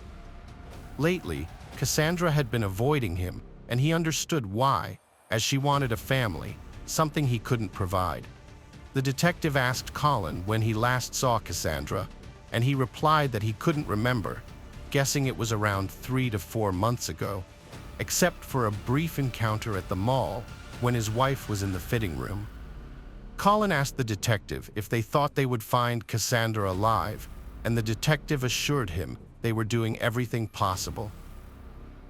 However, this wasn't Colin's last encounter with the detective. The police discovered that Colin was the owner of the unsigned phone number Cassandra's mother had mentioned. It turned out that Cassandra had frequently called Colin, including on the day she disappeared. Additionally, CCTV footage from the train station near the bridge where her car was found showed a suspicious man on the platform. The suspect wore a disguise, covering his face and head, making it impossible to identify him. However, the detective noticed that the man's gait and hat were eerily similar to those of Colin Dudley and Alex from A Clockwork Orange. The detectives followed the suspect through CCTV cameras, watching as he entered a cafe, left, and drove away in a car with a license plate registered to Colin Dudley. Armed with a search warrant, the police searched Colin's house, hoping to find Cassandra alive in the basement. Initially, they found no evidence of a crime, but they did discover the hat Colin had worn as a disguise. In the basement, a service dog trained to detect blood scents began barking, suggesting something was amiss. Colin claimed innocence, stating that the police were trying to frame him due to a lack of evidence and suspects. His wife was shocked and upset, but when asked if she thought her husband was capable of murder, she hesitated before saying no. Despite the circumstantial evidence, there wasn't enough to imprison Colin, frustrating Rob and Mary Smith and leaving the detective feeling helpless. Colin was questioned again, and he provided an alibi, stating that he had visited a hardware store on the morning of August 25th to buy cleaning supplies and trash bags. However, the large trash bags raised suspicions. The police also discovered a deleted text message from Cassandra stating that she was approaching Colin's house. Additionally, phone records showed that the couple hadn't left the house for hours that morning. Colin had turned off his phone, but accidentally left Cassandra's phone on, allowing the police to track his movements, including his presence on CCTV cameras. After the murder, Colin went to a cafe to clean up, then drove to the pond where he had thrown away Cassandra's phone, which the police had tracked to its last signal. Now, the police needed to find Cassandra's body. To retrace Colin's route, the police took a GPS tracker from his car, which showed that it had followed the same path as Cassandra's phone. The next day, the police followed Colin's path through the woods and found a large trash can tied with ropes in a ravine. The area around it was covered in blood, and it was clear what was inside. After a month, identifying the body was difficult, but the police were able to do so thanks to a tattoo described in the missing persons report. Colin was arrested and charged with murder. A forensic examination revealed that Cassandra died from a fractured skull caused by blunt force trauma. The police also found traces of blood in the basement of the Dudley house that couldn't be fully cleaned. Rebecca, Colin's wife, had been in a different part of the house and hadn't heard anything. She also revealed that Colin had never wanted children and had lied about her infertility. The police considered this a motive for the crime. During the trial, due to a lack of witnesses and physical evidence, the jury couldn't be convinced that Colin had committed the murder. So, the court offered Colin a deal. If he pleaded guilty, he would get a shorter sentence. Colin was sentenced to 26 years in prison. Cassandra's mother and brother were devastated, feeling guilty that they hadn't met with Cassandra before her death, and that the killer would likely be released one day. Hello friends, welcome to our channel. Today we're going to take a look at another horrible case with you.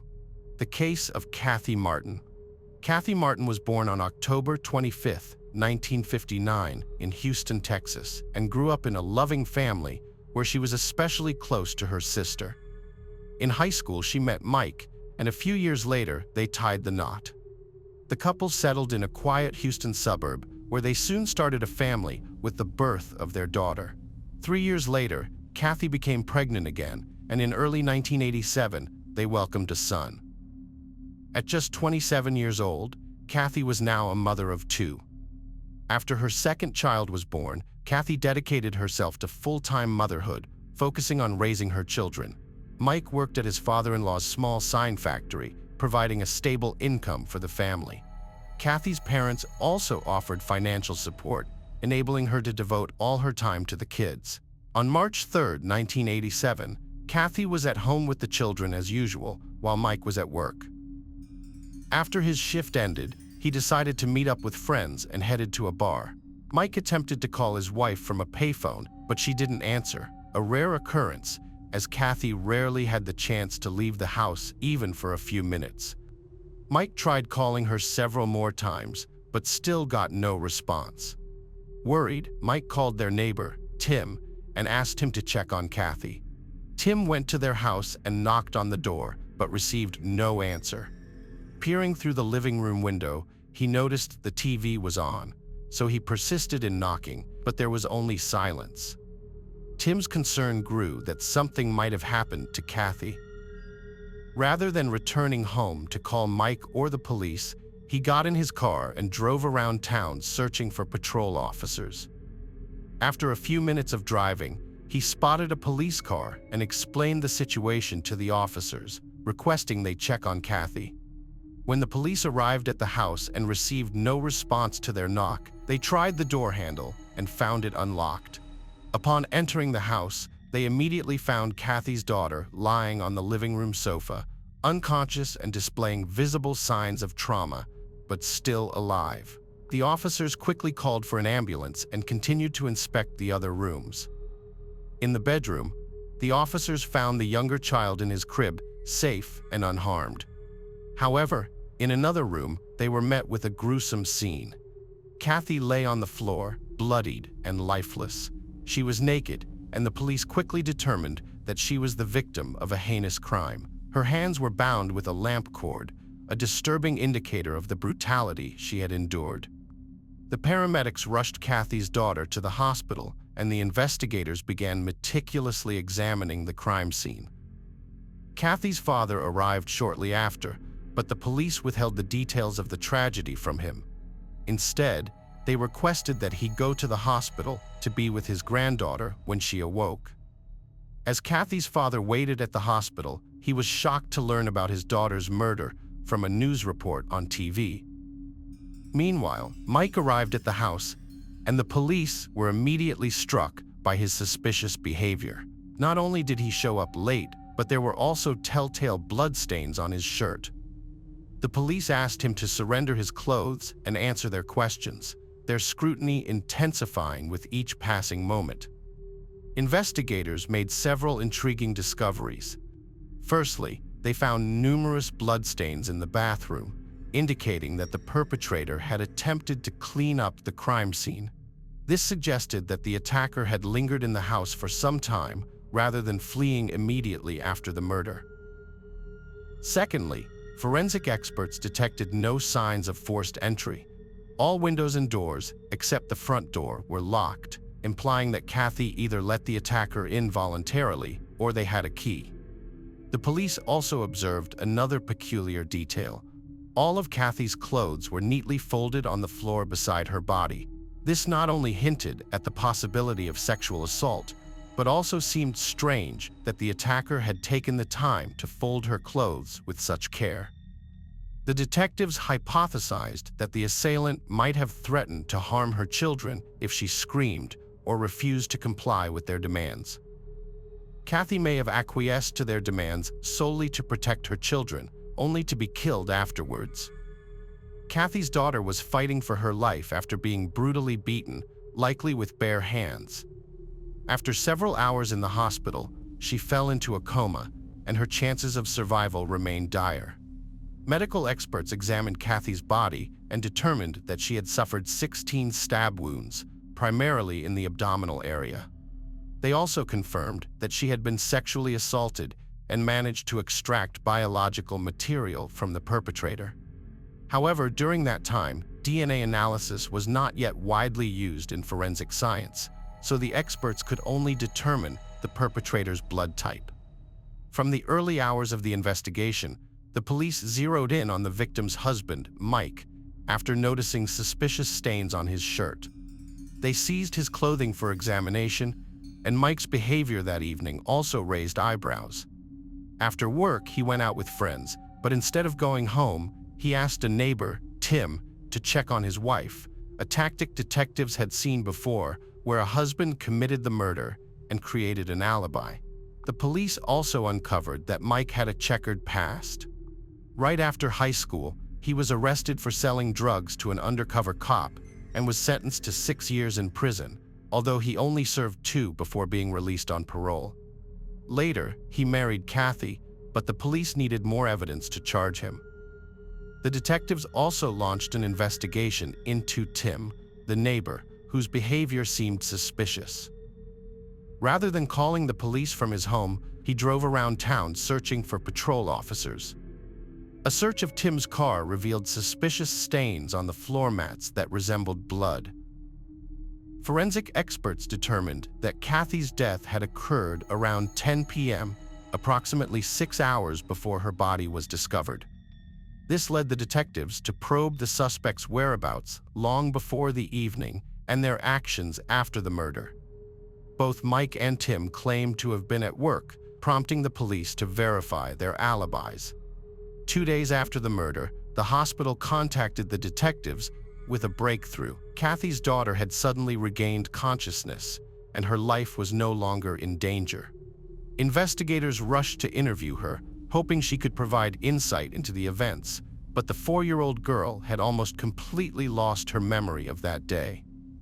She vaguely recalled a man with light hair entering their house, though both her father and Tim had dark hair. The detectives received an unexpected update from the lab, forcing them to reassess the case. The experts' analysis revealed that the stains on the neighbor's car mats were mere machine oil, and those on the husband's shirt were just paint. Furthermore, multiple colleagues of Mike and Tim, who worked in different fields, corroborated that the 2 men had been at their workplaces all day and hadn't left until evening. This eliminated both men as suspects, as they hadn't had the opportunity to commit the crime at Kathy's house. The police, who had been convinced of one of the suspects' involvement, found themselves back at the starting point. They refocused on other potential suspects familiar with the victim and capable of entering her house without raising suspicions. As detectives questioned Kathy's relatives and friends, asking who they thought might be responsible, they discovered an intriguing pattern. Many of them, without hesitation, named one person: Greg. Greg, Kathy's brother-in-law, was flagged as a suspect due to his troublesome behavior, which her loved ones revealed she had frequently complained about. According to Kathy, Greg would openly flirt with her and persistently try to persuade her into intimate encounters. Moreover, he would often make inappropriate remarks about her stomach, a detail that aligned with the majority of stab wounds being located in that area. The police investigation uncovered Greg's history of illegal substance abuse and criminal past, prompting detectives to focus on him. They soon found a promising lead: a fingerprint and hair at Kathy's house matching Greg's. However, this evidence was not conclusive, as Greg regularly visited Kathy and her husband, potentially leaving behind the prints and hair prior to the murder. Kathy's parents were convinced of Greg's guilt. Her mother shared a telling anecdote. During a late-night hospital visit with her granddaughter, Greg appeared, causing the girl to glance at her grandmother with an unmistakable look of fear. After hearing this testimony, the detectives summoned Greg for questioning. He categorically denied any involvement in the murder, claiming to have been with a friend at the time, a friend with a notable criminal record. Mid-interrogation, Greg requested a brief absence to pay for additional parking time, allegedly to avoid a ticket, but he never returned to the station. Greg's wife's sister later recounted that on the day of the murder, Greg dropped her off at work around 10:30 a.m. and picked her up at 2:30 p.m., leaving him a 4-hour window that coincided with the time of the murder, providing a plausible opportunity to kill Kathy. Despite these suspicious circumstances, the police still lacked concrete evidence to link Greg to the crime. As a last resort, they decided to analyze the semen sample taken from the victim's body. At the time, forensic experts could only determine the blood type of the sample's owner. The blood type of the sample from Kathy's body matched Greg's, but this finding did not conclusively prove his guilt. Investigators were unable to make an arrest based on the available evidence, prompting a continued search for additional proof. However, despite their efforts, they were ultimately unable to prove Greg's involvement. The case eventually stalled, leaving Kathy's family frustrated and convinced of Greg's guilt, yet powerless to act. Meanwhile, Shelley, Kathy's sister, refused to accept that her husband was capable of such a heinous crime and chose to continue living with him in the years that followed. Detectives revisited the case in 1998, 11 years after the murder, seeking DNA analysis on the remaining semen sample. However, they only got a partial DNA profile, which showed Greg belonged to the 2% of the population matching it. When questioned, Greg changed his story, claiming a consensual relationship with Kathy, but detectives were skeptical, knowing such shifts are common in murder cases. Despite suspicions, they couldn't convict without a full DNA match, and the case went cold again. In 2002, detectives revived the investigation, enlisting the expertise of forensic scientist Catherine Long, a pioneer in DNA research. She and her team aimed to determine whether a perpetrator's DNA could linger on the victim's body after strangulation, and if so, whether it could be extracted for analysis. To test this theory, Catherine and her colleagues simulated strangulation, squeezing each other's necks, and then collected samples from their hands and the neck area. The results were striking. Even brief contact left behind sufficient skin particles for DNA analysis. Detectives re-examined Kathy's case, focusing on the lamp cord used to bind her hands. Since only the killer could have tightened it, they handed it over to Catherine for DNA analysis. Stored in a paper bag, the cord was swabbed from end to end, including blood-stained areas. 2 DNA profiles emerged, Kathy's and Greg's, providing strong evidence that Greg was the killer.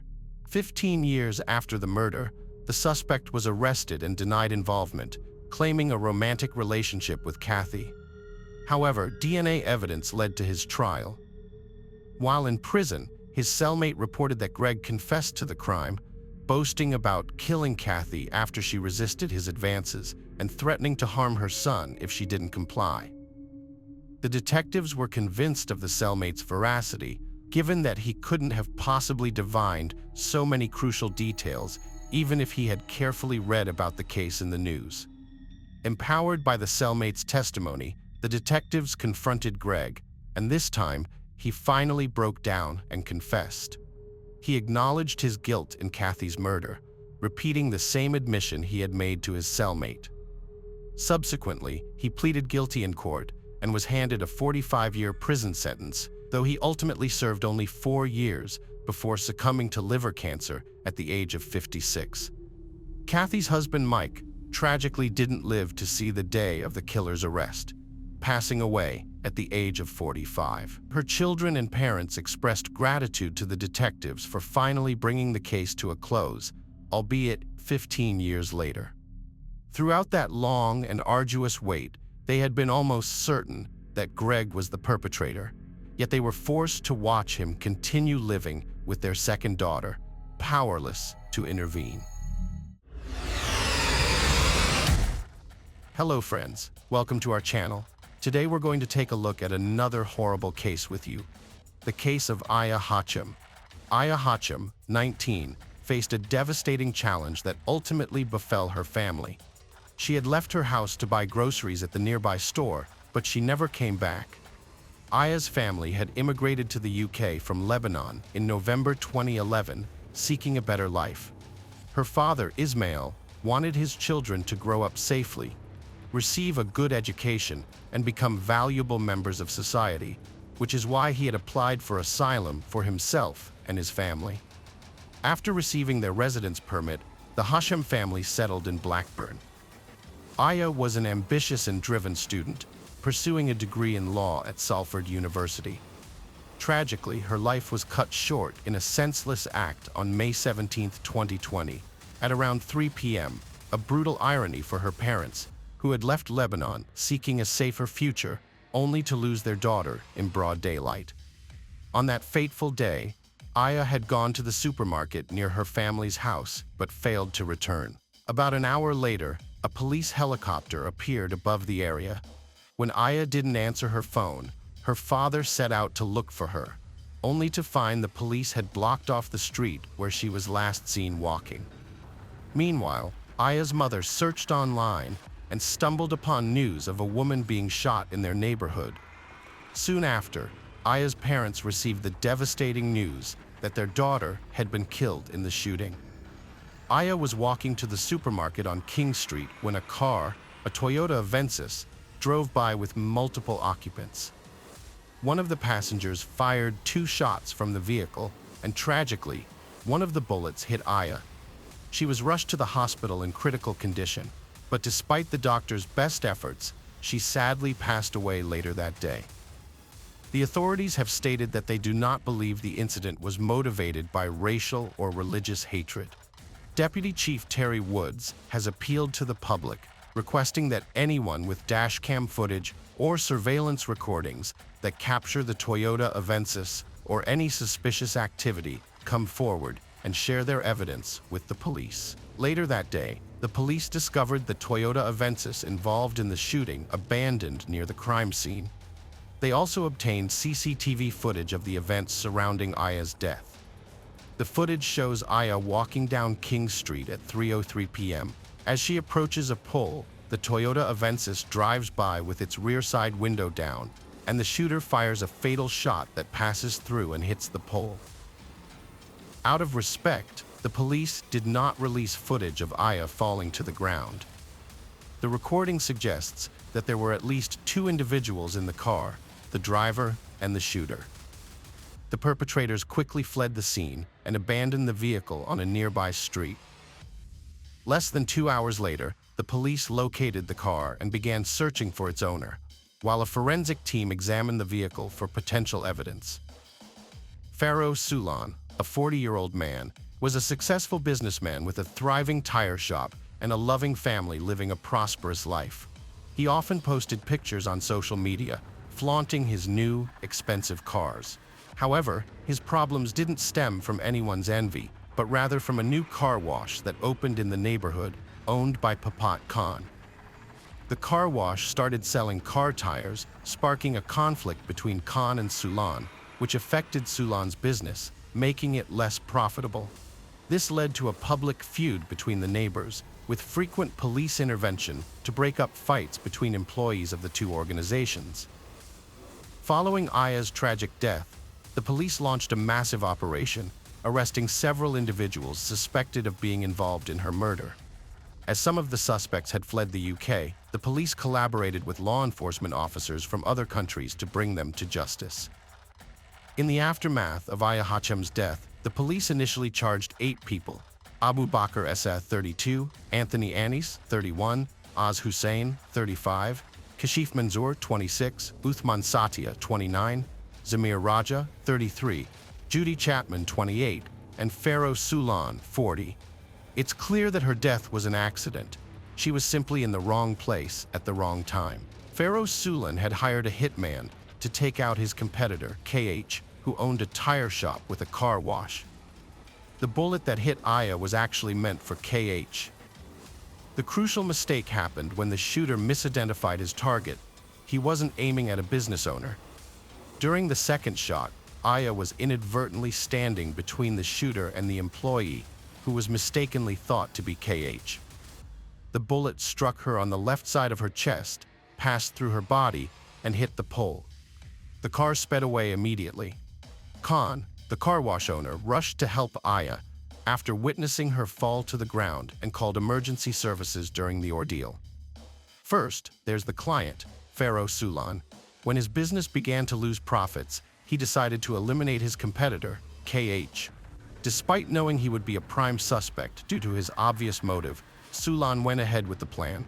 The investigators, led by Az Hussein, discovered the perpetrators: Zamir Raja, the shooter, and Anthony Ennis, the driver of the Toyota. Interestingly, the criminals scouted the car wash area the day before the incident. Abu Bakr SAA purchased the Toyota using funds provided by Sulan shortly before the incident. Kashif Manzoor ensured the car was in working order by performing technical checks and fixing any issues. Meanwhile, Uthman Satya and his girlfriend Judy Chapman drove the shooter and driver to the Toyota in their Ford Fiesta and then took them away after the crime, abandoning the car on a nearby street. On that day, at 1:14 p.m., Judy Chapman and her boyfriend Uthman Satya drove to Bolton to pick up Raja and Enos. From there, the 4 of them drove to Blackburn, where the Toyota was parked. While they were en route, Kashif Manzoor made sure the Toyota was ready to go. The car was only a couple of miles away from the car wash. Sulan, meanwhile, took up a strategic position, walking out to the front of his service station so he could see everything that was about to happen. However, when they got to the Toyota, they discovered it wouldn't start due to a dead battery.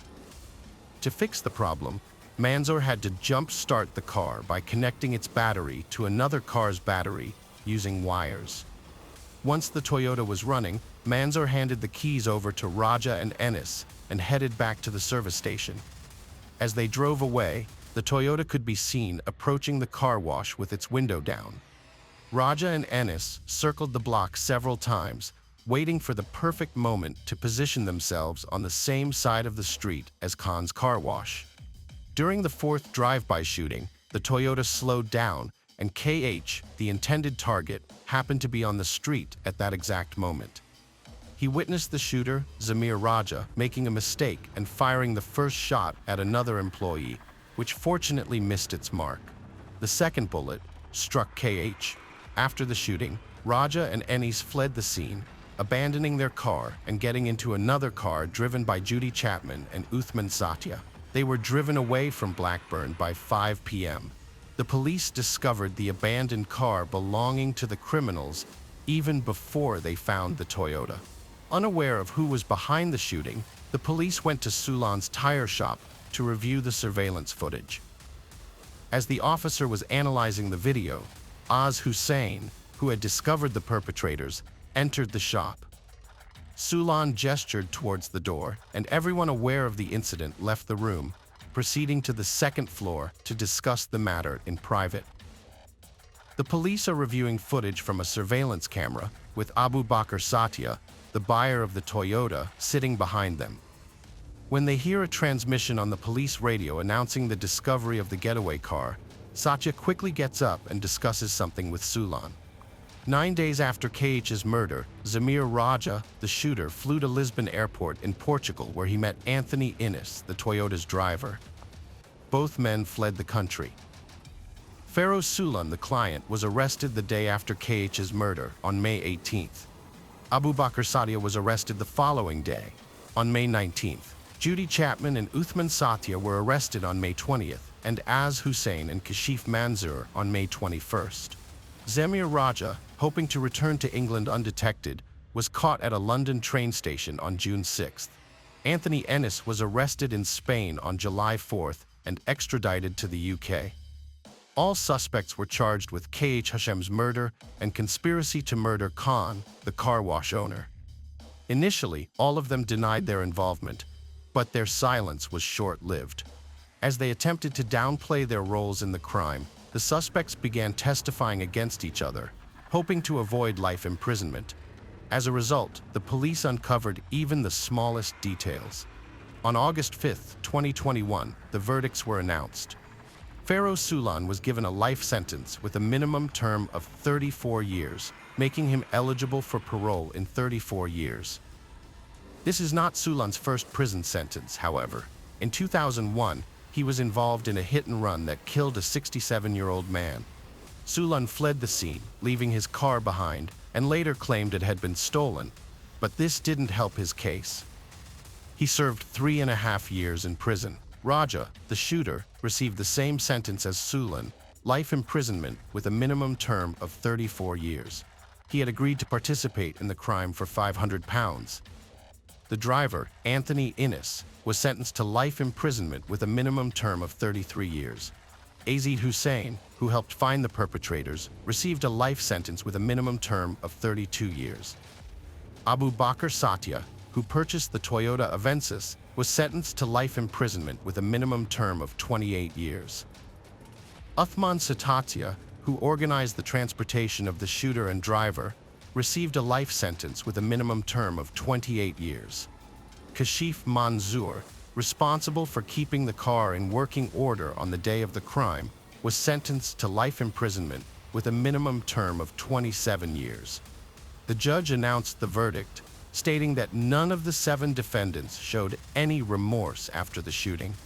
Instead, they collectively attempted to deceive, manipulate, and conspire their way out of trouble, eventually turning against each other in an effort to protect themselves. In October 2021, Judy Chapman, the driver of the Ford Fiesta, was convicted of involuntary deprivation of life for the death of KH Hachem. She received a 15-year prison sentence. However, further investigation revealed that additional individuals were involved in the crime, as discovered through analysis of correspondence among the convicted parties. On May 5, 2023, 42-year-old Louis Otway from Manchester was sentenced to life imprisonment with a minimum term of 32 years. During the trial, it was proven that Otway played a key role in connecting Azid Hussein, Zamir Raja, and Anthony Ennis, facilitating Hussein's connection with the perpetrators of the crime. In this case, another woman played a key role. C. Bambridge was the 10th and final convict. According to prosecutors, on the day of the crime, Bambridge traveled to Bolton to meet Zamir Raja and Anthony Innes, where she took their mobile phones and turned them off. She then drove back to Trafford, turned the phones back on, and Innes's phone began working again in Partington, where he lived. Bambridge then went to Sale, where she turned Raja's phone on. Lancashire police claimed that Bambridge did this to create the false impression that Raja and Innes were in Greater Manchester, rather than in Blackburn at the time of the shooting, providing them with a false alibi.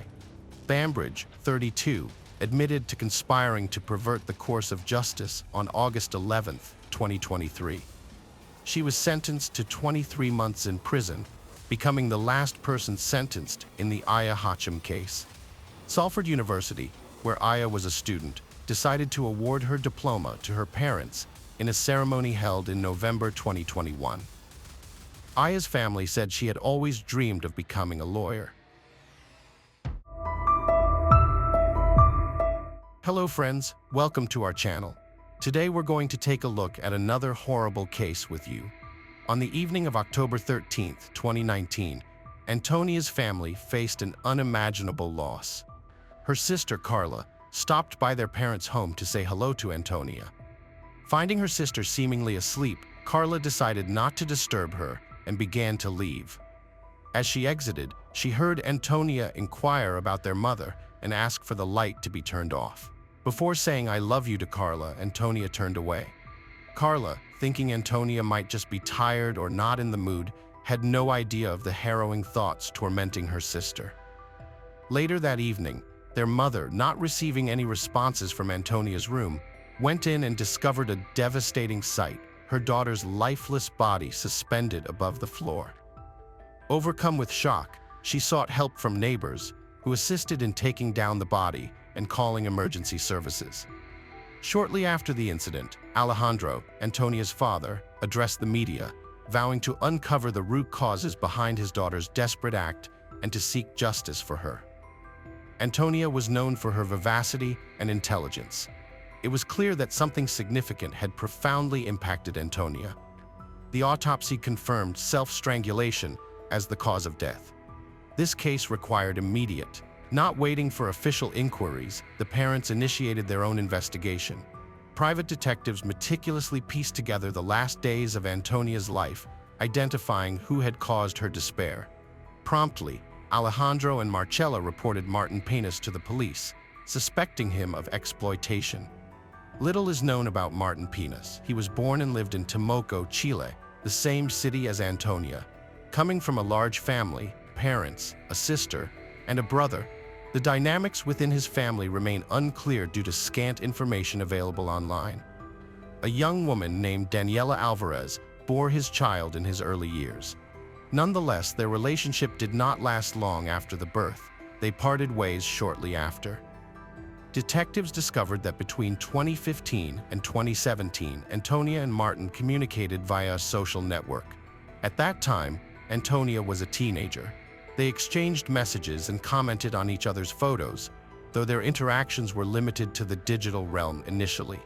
However, they eventually met in person, which unfortunately led to tragic consequences. Antonia was born in the late 1980s into a strong and close-knit family. The Barr family home was large and spacious, suited for a family of their size. Alejandro and Marcella were loving parents who raised 5 children, 4 daughters and 1 son. Their household was filled with care and attention. The children were kind and well-behaved and did not cause any major trouble. Antonia was different from her siblings. She was very observant, reliable, and ambitious from a young age, which made her parents very proud of her. Doing well in school, getting along with her teachers, and having big plans for her future were some of her key characteristics. She dreamed of traveling and living a fulfilling life after finishing high school. Antonia successfully enrolled in her preferred university and began studying a popular subject.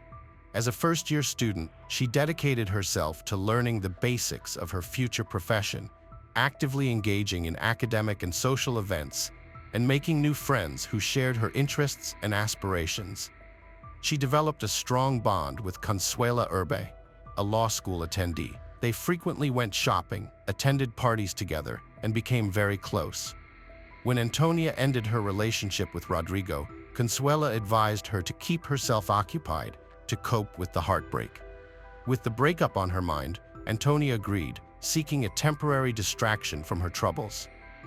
The two friends decided to take a trip to Pan for Chile's Independence Day on September 18th. Coincidentally, it was there that Antonia crossed paths with Martin once again. Martin planned to attend an electronic music event at a local club named Black Room, where a DJ friend of his was performing. On September 17th at around 6:30 p.m., Urban Antonia set off for Pan with 3 other friends, including Consuela's boyfriend. The journey went smoothly, and upon arrival, they stayed in separate accommodations. The girls chose a summer house owned by the Urbu family. Later that evening, they got ready to attend a party at Black Room, expecting an unforgettable experience. Before leaving, Antonia texted her father, who cautioned her to be cautious around strangers. She assured him that being careful was her top priority. Martin Panis, questioned multiple times by law enforcement, denied any wrongdoing related to Antonia's fate. He asserted that their relationship was consensual and vehemently denied any involvement in the tragic outcome.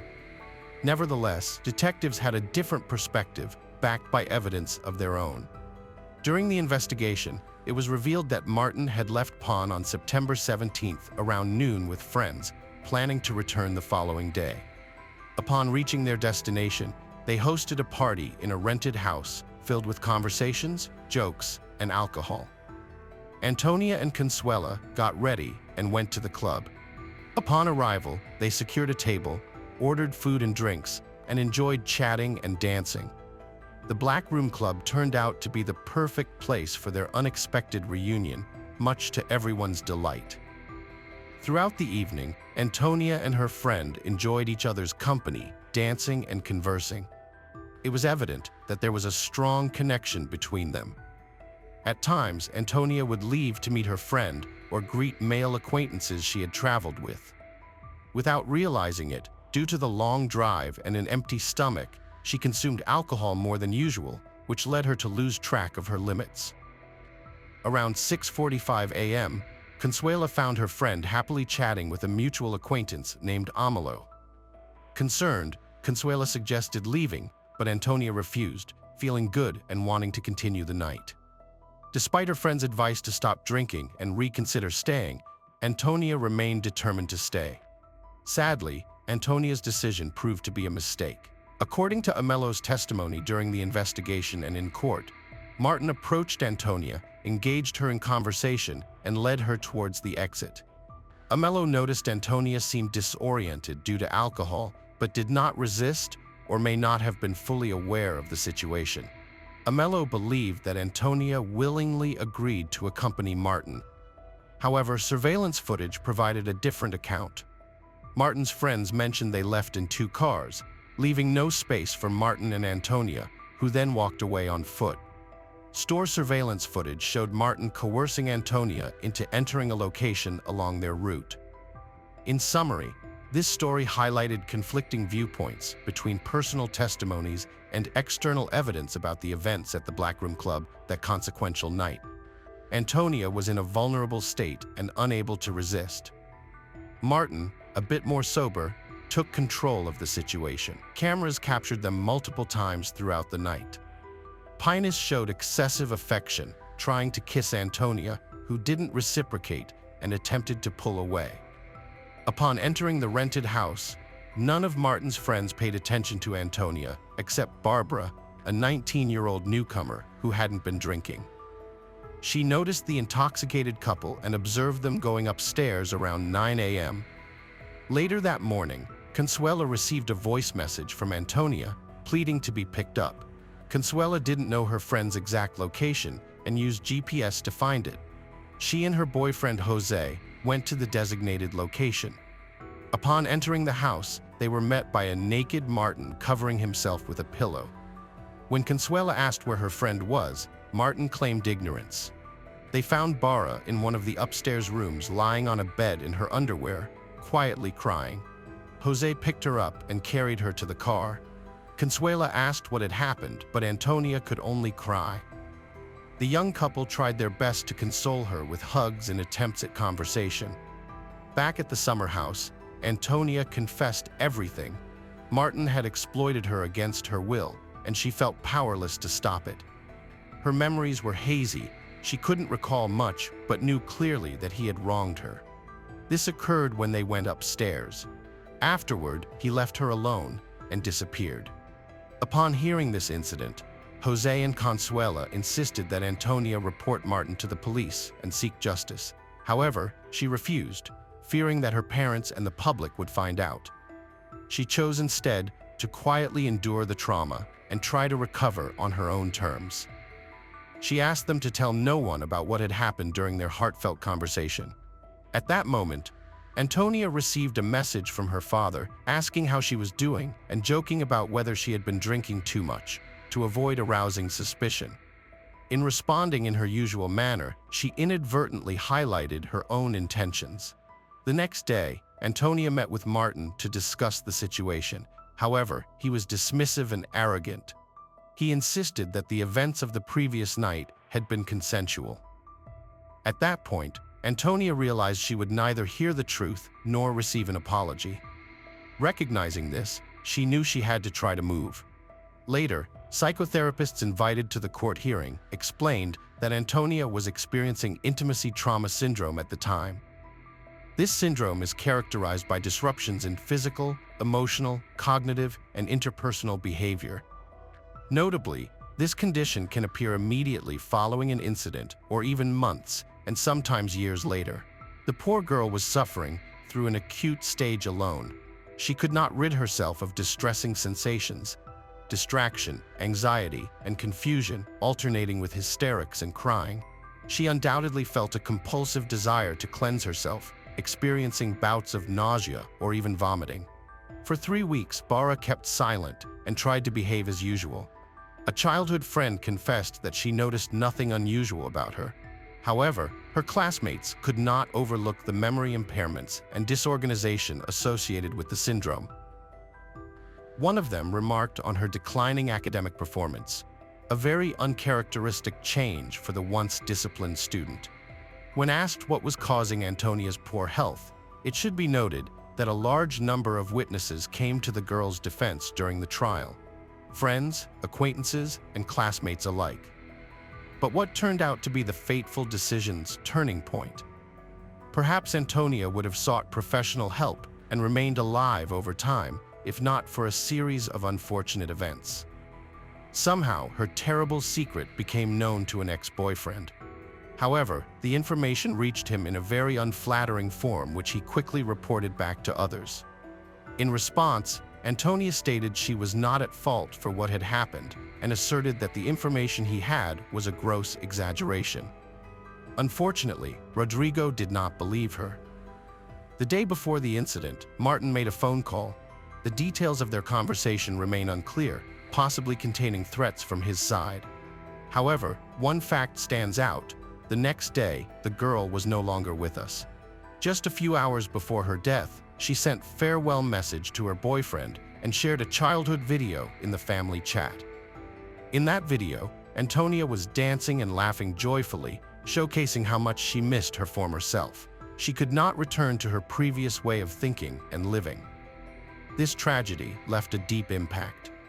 Thanks to Alejandro's courage in sharing his daughter's story nationally, her plight resonated with the public profoundly. Antonia's name appeared on posters, social media hashtags, and even on building walls. Public support had an immense effect. In less than a week, women came forward with similar accusations against Prinas. 6 new charges were filed against him for actions spanning from 2010 to 2019. He turned out to be a criminal and was taken into custody. Martin's family sought protection for their leaked personal information, citing violations of their right to privacy and honor due to online harassment. They suspected Antonia's family's involvement in the matter. The Tomoko court granted their petition on June 12, 2020, restricting Antonia's relatives from sharing any details about the Asal family on social media.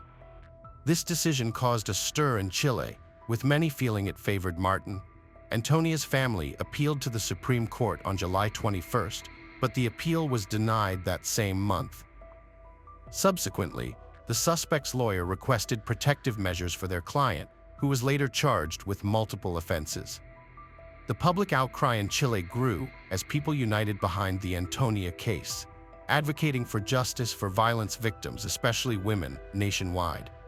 Finally, after years of silence, individuals began speaking out about their ordeals. On July 22nd, a surprising turn of events occurred when Martin Prinas was released from detention to house arrest. However, the judge clarified that this decision did not signify the final punishment. Despite the prosecutor charging Martin with 5 offenses, the court acknowledged only 2, leading to widespread protests across the country against the halting of investigations and the house arrest ruling. The authorities supported the citizens by sending a request to the appeals court, which promptly responded by revoking the chosen preventive measure and taking Martin back into custody. Subsequently, the same court removed the statute of limitations for 2 cases involving intimate violence. Simultaneously, Alejandro and various feminist organizations collaborated on drafting a bill to establish punishments for such crimes. Alejandro stressed that nobody should remain passive when witnessing a woman being led away by a man without resistance, especially if she is intoxicated. Berra emphasized the importance of taking necessary actions in such situations to prevent women from becoming potential victims. The investigation carried on until February 2021, when authorities discovered Martin's phone. Forensic analysis of the phone revealed photos of women's underwear and a record of them. The police report, nearly 400 pages long, included statements from victims, witnesses, and individuals close to Martin and Antonia. Even those who had known them since childhood offered their insights. Martin's childhood teacher recalled that he was a bright and cheerful child, particularly interested in intimate topics. Some women remembered him inappropriately touching them when they were young, but no one thought much of it at the time, since they were all children. On June 14, 2022, the criminal court in Tomoko began hearings expected to span over a month. During this period, the prosecution presented a series of evidence, expert testimonies, and witness statements. Video footage revealed Antonio's lack of control in certain situations. On August 26th, Martin was sentenced to 20 years in prison for crimes related to intimacy and acts of aggression. The Supreme Court accepted the defense's appeal on December 29th, disagreeing with the initial verdict. A new trial was set for spring 2023. Simultaneously, the Barr family's efforts bore fruit as the drafting of Antonia's law began. This proposed legislation aimed to enhance existing laws to ensure that perpetrators of violence, especially those leading a victim to commit suicide, would face inevitable imprisonment. On March 16, 2023, the defendant's legal team stepped down and public defense took over the case. The second trial began on April 24, 2024, involving 5 cases of violence and 2 cases of forcible intimacy. During this trial, Martin chose to speak and explained that his actions were a result of severe alcohol intoxication. The prosecutor argued that by drinking with the women, he rendered them vulnerable. On July 7, 2023, Martin was found guilty. The prosecution sought a 41-year prison sentence. Subsequently, on July 28, 2023, Martin Prenis, aged 31, received a 17-year prison term for 7 offenses related to intimacy committed against 6 victims. Factoring in time already spent in custody, he was to serve 14 years. The tragedy involving Antonia Barra helped uncover a dangerous criminal. The extent of harm caused by his actions to innocent women remains unknown. The boundary between harassment and flirtation is delicate, and one can never be fully prepared for someone to overstep it. Nevertheless, societal changes have improved perceptions regarding violence victims. There is a better understanding of the risks of unbridled desires and lack of self-control. Ultimately, the body and soul of each person are fragile, precious, and invaluable.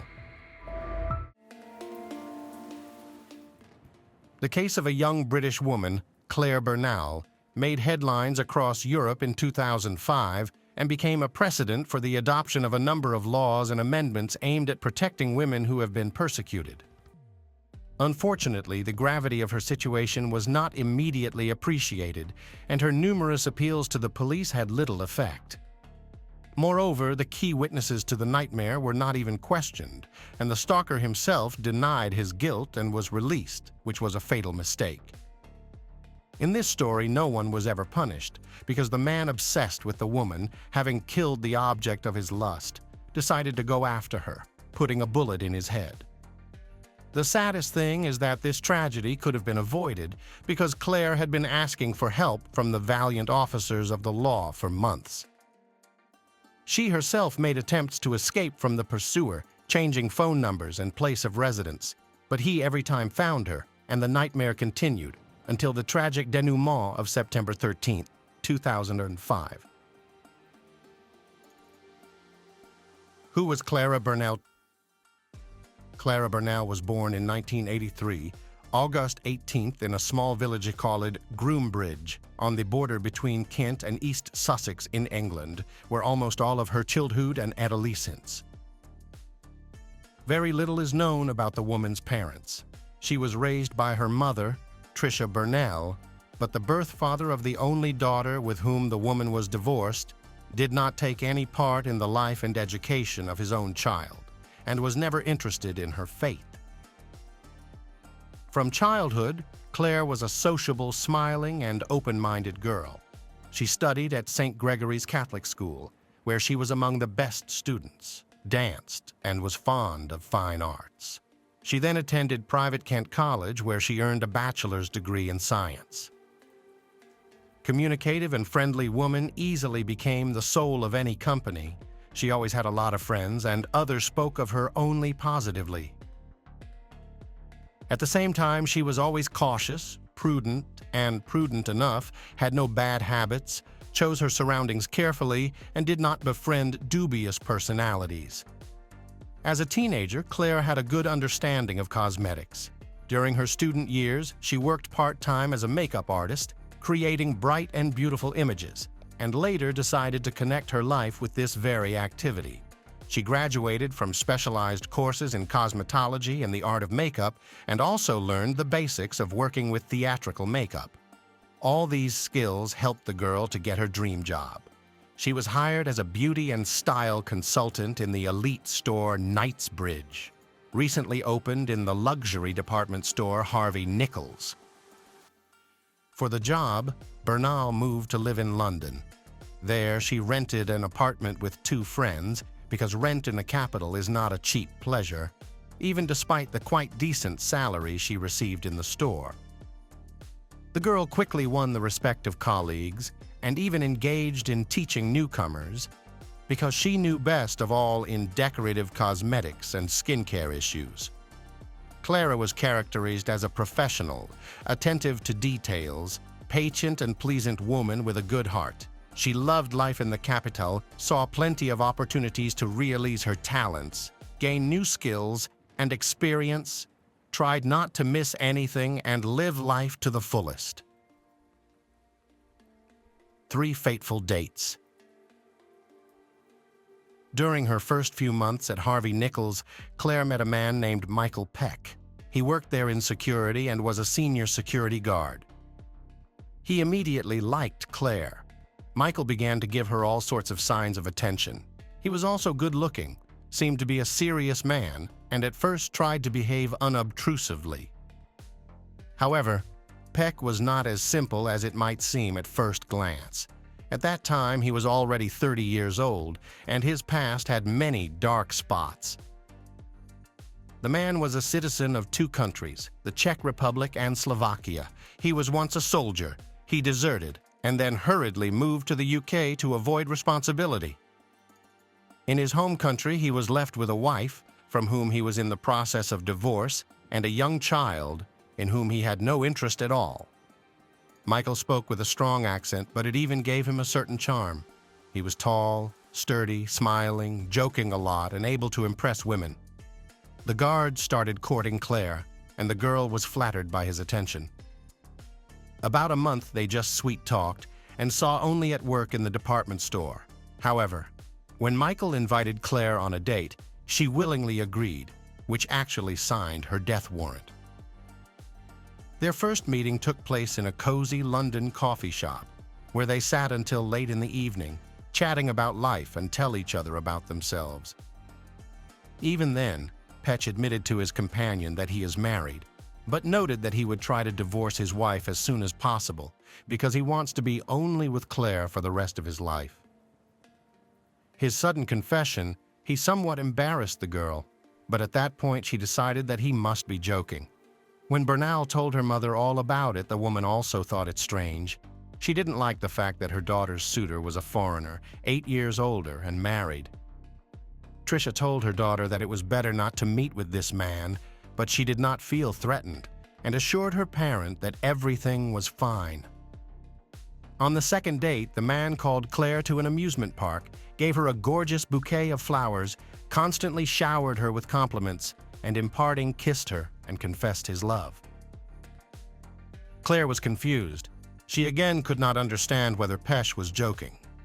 In the evening, she called her mother and shared her worries, to which she again advised her daughter to stop communicating with this guy.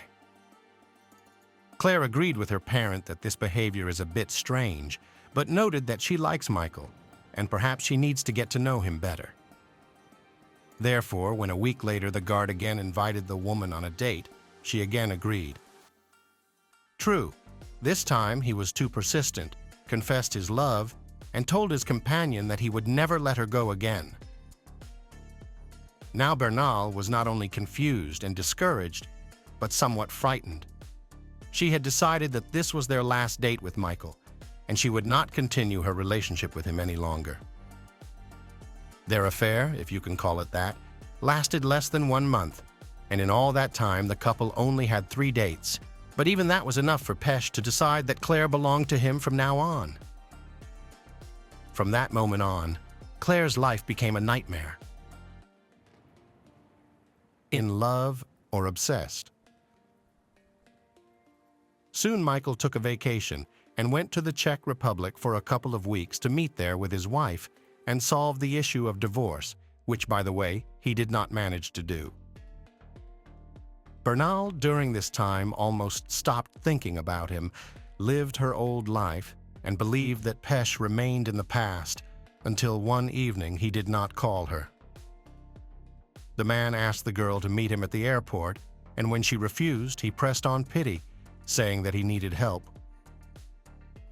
Claire went to meet him and even agreed to accommodate him for a day, as he, according to him, moved out of the rented apartment and in a new one could move in only the next day. Nevertheless, having crossed the threshold of the woman's dwelling, Michael said that he planned to stay with her and wanted them to live together from now on.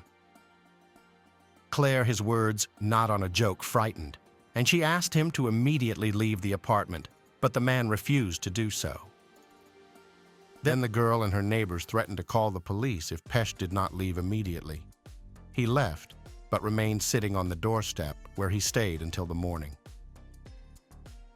The next day at work, Bernal tried to talk to her boyfriend and explained to him that between them all over and those 3 dates did not mean much.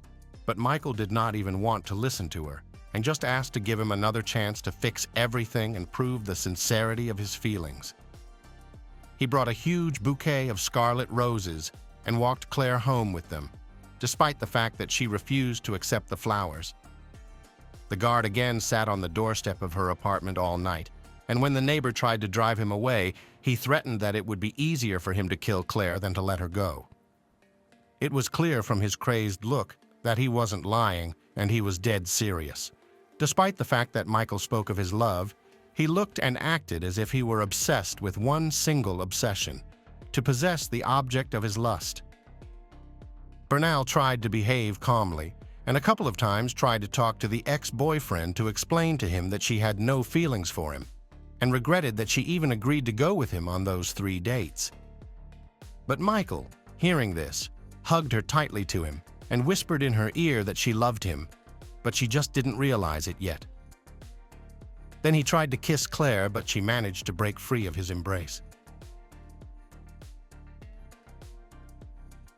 6 months of nightmare and police inaction. The following months were, without exaggeration, the worst of Claire's life. She admitted to her mother that she no longer feels safe, lives in constant tension, does not know what to expect, and literally balances on the verge of a nervous breakdown. At work, Michael walked by her store all day long and kept looking at Claire.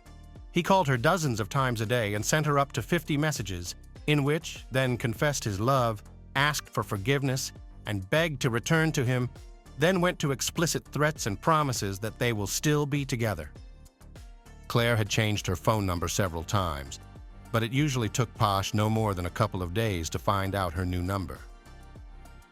The worst part was that he knew where she lived and was constantly on duty at her house. At one point, the desperate woman attempted to change her residence, but the guards secretly followed her after work and found out her new address, so the harassment continued. Michael was obviously convinced that he and Claire were still in a relationship. He counted how many months had passed since their first meeting, first date, first kiss, and suggested that they celebrate these small dates. In his messages, the man repeatedly wrote that if Claire didn't belong to him, no one would have her at all, and he would take care of it. Claire cried every day. She could no longer concentrate on her work. She was afraid to go out. She flinched at every phone call, and at night, she began to have nightmares. She lost a lot of weight, looked confused, and became a shadow of her old self. Claire's mother, friends, and colleagues all told her to go to the police, and she finally agreed. To begin with, she approached the head of security at the mall where she worked. He had once been a police officer, so he took the employee's complaint seriously. The man talked to other employees and watched a lot of surveillance videos and was convinced that Pesh was really stalking Bernal. The head of security then ordered the problematic security guard to be moved to another floor and to the far wing, but that didn't stop him and had little effect on the situation. Michael spent almost all of his time outside the Knightsbridge store watching Claire. Then the management of the department store found no other way but to dismiss the employee who does not fulfill his direct duties. This did not stop the harassment, and Claire, despite the threats of Pesh, still decided to go to the police. However, when questioned, the man categorically denied the fact of harassment, claiming that he did not want anything bad, but only tried to make amends to Claire so that they were together again. According to him, he did not threaten her at all, but because of his accent, she could have misunderstood and misinterpreted his words. The police also listened to Bernal's version of events, but did not communicate with her colleagues and roommates, who were direct witnesses to all the events, and could confirm that Michael had been stalking her for months and repeatedly threatened to kill her. The law enforcement officers considered the situation to be non-serious and not posing any threat to the woman's life or health. They did not make an official risk assessment, and the stalker got off with a small fine and a warning. He was also banned from the shopping center where Claire worked and from approaching her. However, just a day after Pesh was questioned and notified of the ban on approaching Claire, he was back at her house, peering intently through the windows. Bernal called the police when she saw him, but by the time the police arrived, the man had already left, and the officers of the law only gave him the benefit of the doubt and took no action. The calm before the tragedy. On June 10, 2005, the girl again went to the police because of Michael's harassment and violation of the prohibition on approaching. But he again disappeared before the law enforcers arrived, and they again were unwilling to do anything, showing criminal negligence. On the third time, the man was still arrested, but he offered no resistance, behaved calmly, and silently held out his hands, allowing himself to be handcuffed. He was charged with stalking and harassment and sent to jail, where he spent a week before being released on bail. The trial in the case was scheduled for August 31st, 2005, but before that, Claire decided to take a vacation to get some rest and distraction. She went with her mother and a friend to one of the popular Italian resorts, where they had a great time enjoying the warm sea and gentle sun. At one point, it even seemed to the woman that the whole nightmare was over. When Claire returned to London, she was amazed to find that Michael was no longer following her. He was nowhere to be found. At that moment, she was greatly relieved and simply lost her guard. However, Bernal had no idea what her tormentor was doing and what he was preparing for her. In the meantime, Pesh had gone to his native land, where he visited shooting ranges every day, honing his skill with weapons. He underwent special training and received a permit to buy a pistol. The man smuggled the firearms into the UK, and after arriving, he never attempted to meet Claire before the scheduled court hearing. In the courtroom, he behaved calmly, pleaded guilty, apologized, and assured that he meant no harm. Pesh was again released and actually received no punishment.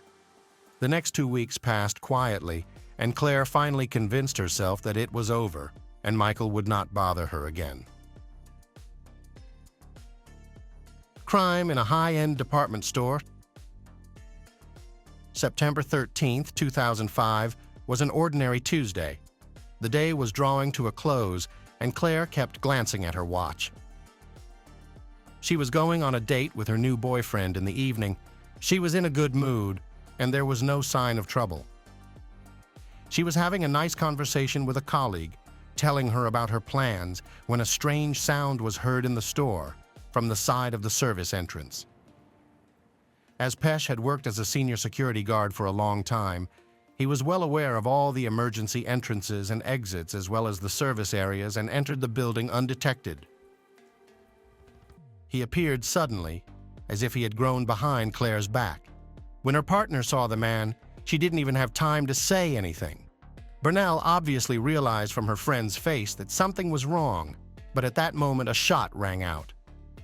Michael drew his gun and fired the first shot into the back of Claire's head, almost point blank, and when she fell to the floor, he fired 3 more bullets into her face.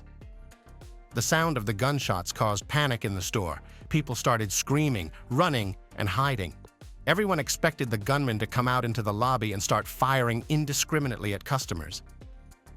But instead, the man fired 1 more shot into the ceiling, then put the muzzle to his temple and pulled the trigger, ending his own life. Pesh had fulfilled his gruesome promise. The girl he'd been stalking for almost a year and whose life he'd literally poisoned was gone, but he was determined not to live without her. When medics and law enforcement officers arrived at the scene, there was no one left to save or arrest. Consequences. On that fateful evening, Tricia Bernal was at her sister's birthday party and returned home late. As she drove up, she saw the police at the front door and immediately realized that something terrible had happened. When she was told that Claire had been taken from her life, she asked, "It was Pesh, wasn't it?" and then covered her face with her hands and burst into tears. Later, the woman recalled that she did not have a bad feeling that night. She did not feel anxious and could not even imagine that right now, her only child was being taken away from her. Although earlier, she had always thought that she would feel if Claire was in danger and would be able to protect her daughter. Tricia also added that her heiress saw only good in people because she herself carried only light and goodness to those around her. The examination showed that Michael was under the influence of illegal substances at the time of the crime. Moreover, a few months before the tragedy, he consulted with one of the employees of the department store who studied at the law faculty of one of the prestigious London universities about what punishment is provided by law for the crime and what circumstances can be considered mitigating. This became known to other colleagues, including Claire herself. The woman was frightened by what was happening and reported to the police that the ex-boyfriend may be planning to take her life. But no action the officers of the law did not want to take. In general, the crime itself and all the events that preceded it were the result of negligence of law enforcement officers, who for almost a year could not assess the seriousness of the situation. Despite Claire's regular appeals for help and in search of protection, Pesh was arrested twice but released each time on symbolic bail, violated a prescribed prohibition against approaching the woman, openly threatened her with physical violence, and even consulted a lawyer about punishment. However, all of this, according to the police, was not enough to send the man to jail. Moreover, he was able to leave the country without hindrance, purchase weapons, and return with them to carry out his murderous plan. At the same time, even key witnesses, colleagues and roommates, who personally heard the guard threatening Claire, were not questioned during the whole time. It was only when Michael took the life of his victim and took his own life along with her that law enforcement realized how serious the situation was and how many mistakes they had made. Tricia decided not to let it go and to get justice. She joined forces with other grieving families who had lost loved ones in similar circumstances. Together, they launched a national program to help victims of stalking. Also, thanks to their efforts, the law was amended, and stalking was reclassified as a criminal offense. And in 2012, a new law was passed that completely banned stalking.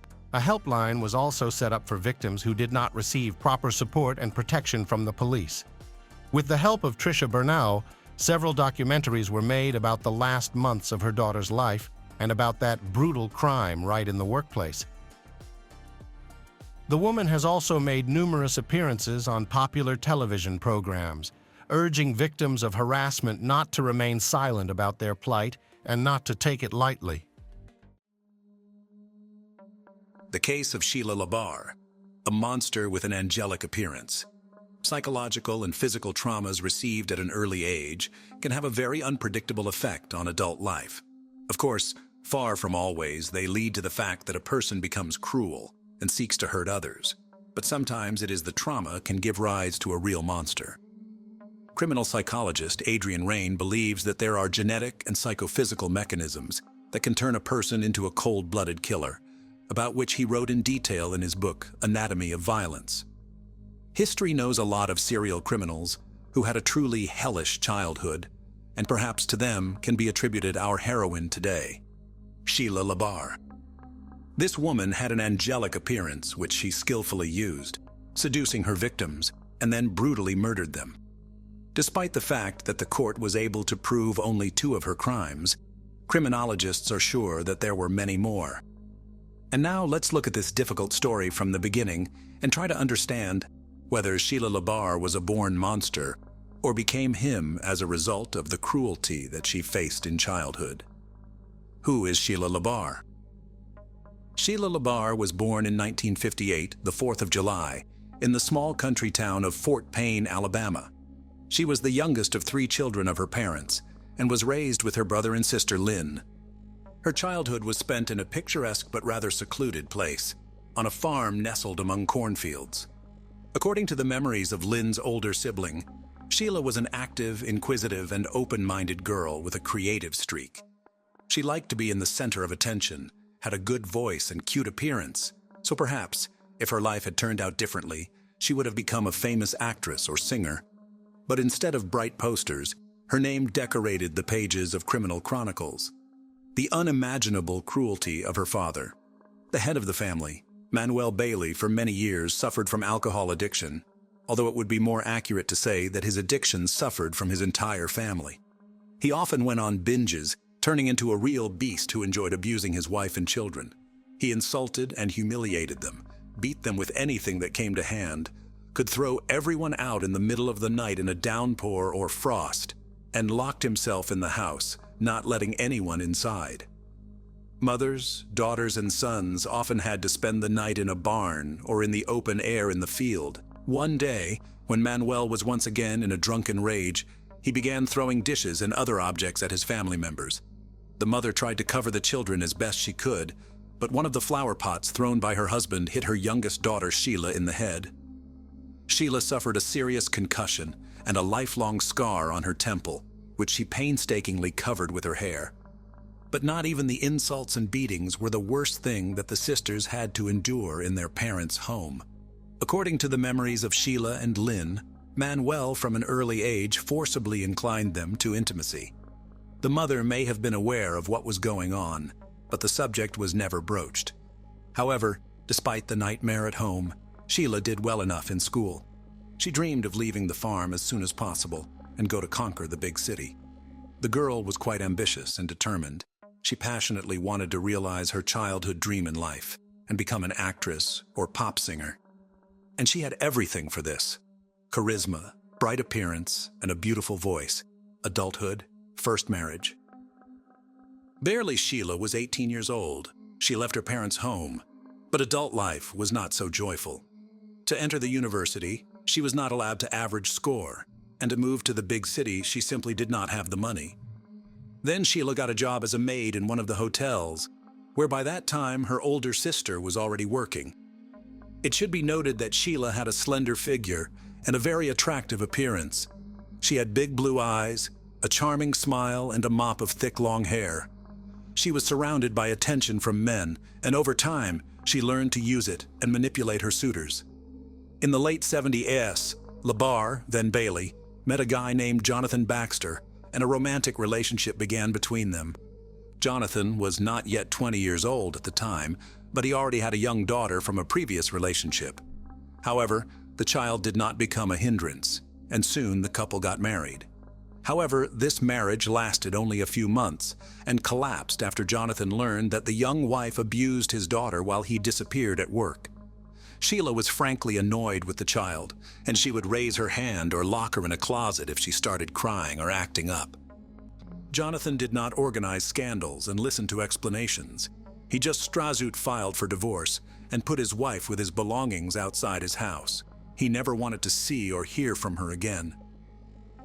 After the divorce, Sheila dated various men and mostly lived off them. But all these relationships were fleeting and lasted from a few weeks to a couple of months, until in the early 80s she met her future second husband, Ronnie Jennings. The tumultuous romance soon led to marriage, and Sheila took on a double last name, Bailey Jennings. It was an unhealthy relationship between two irascible and unstable people who regularly cheated on each other, scandalized, and even fought.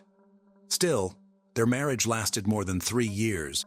In 1984, after another family quarrel, Sheila demanded a divorce from her husband, but he refused her. In fact, Ronnie did not hold on to the relationship at all. He just wanted to piss off his wife and make her mad, and he succeeded. Sheila became hysterical, took a large number of drugs in front of her husband, drinking strong alcohol, and after this infernal cocktail, sat behind the wheel of the car and rushed down the road. Naturally, soon Sheila, under the influence of pills and alcohol, lost consciousness, flew off the road, and at high speed crashed into a tree. She miraculously survived, but suffered a massive head injury. She spent more than a week in a deep coma, and doctors made no prognosis. When Sheila finally regained consciousness and gradually recovered, she was transferred to a psychiatric hospital where she spent several months. She later complained to her sister that one of the orderlies was constantly harassing her and possibly taking advantage of her helpless state when she was heavily sedated.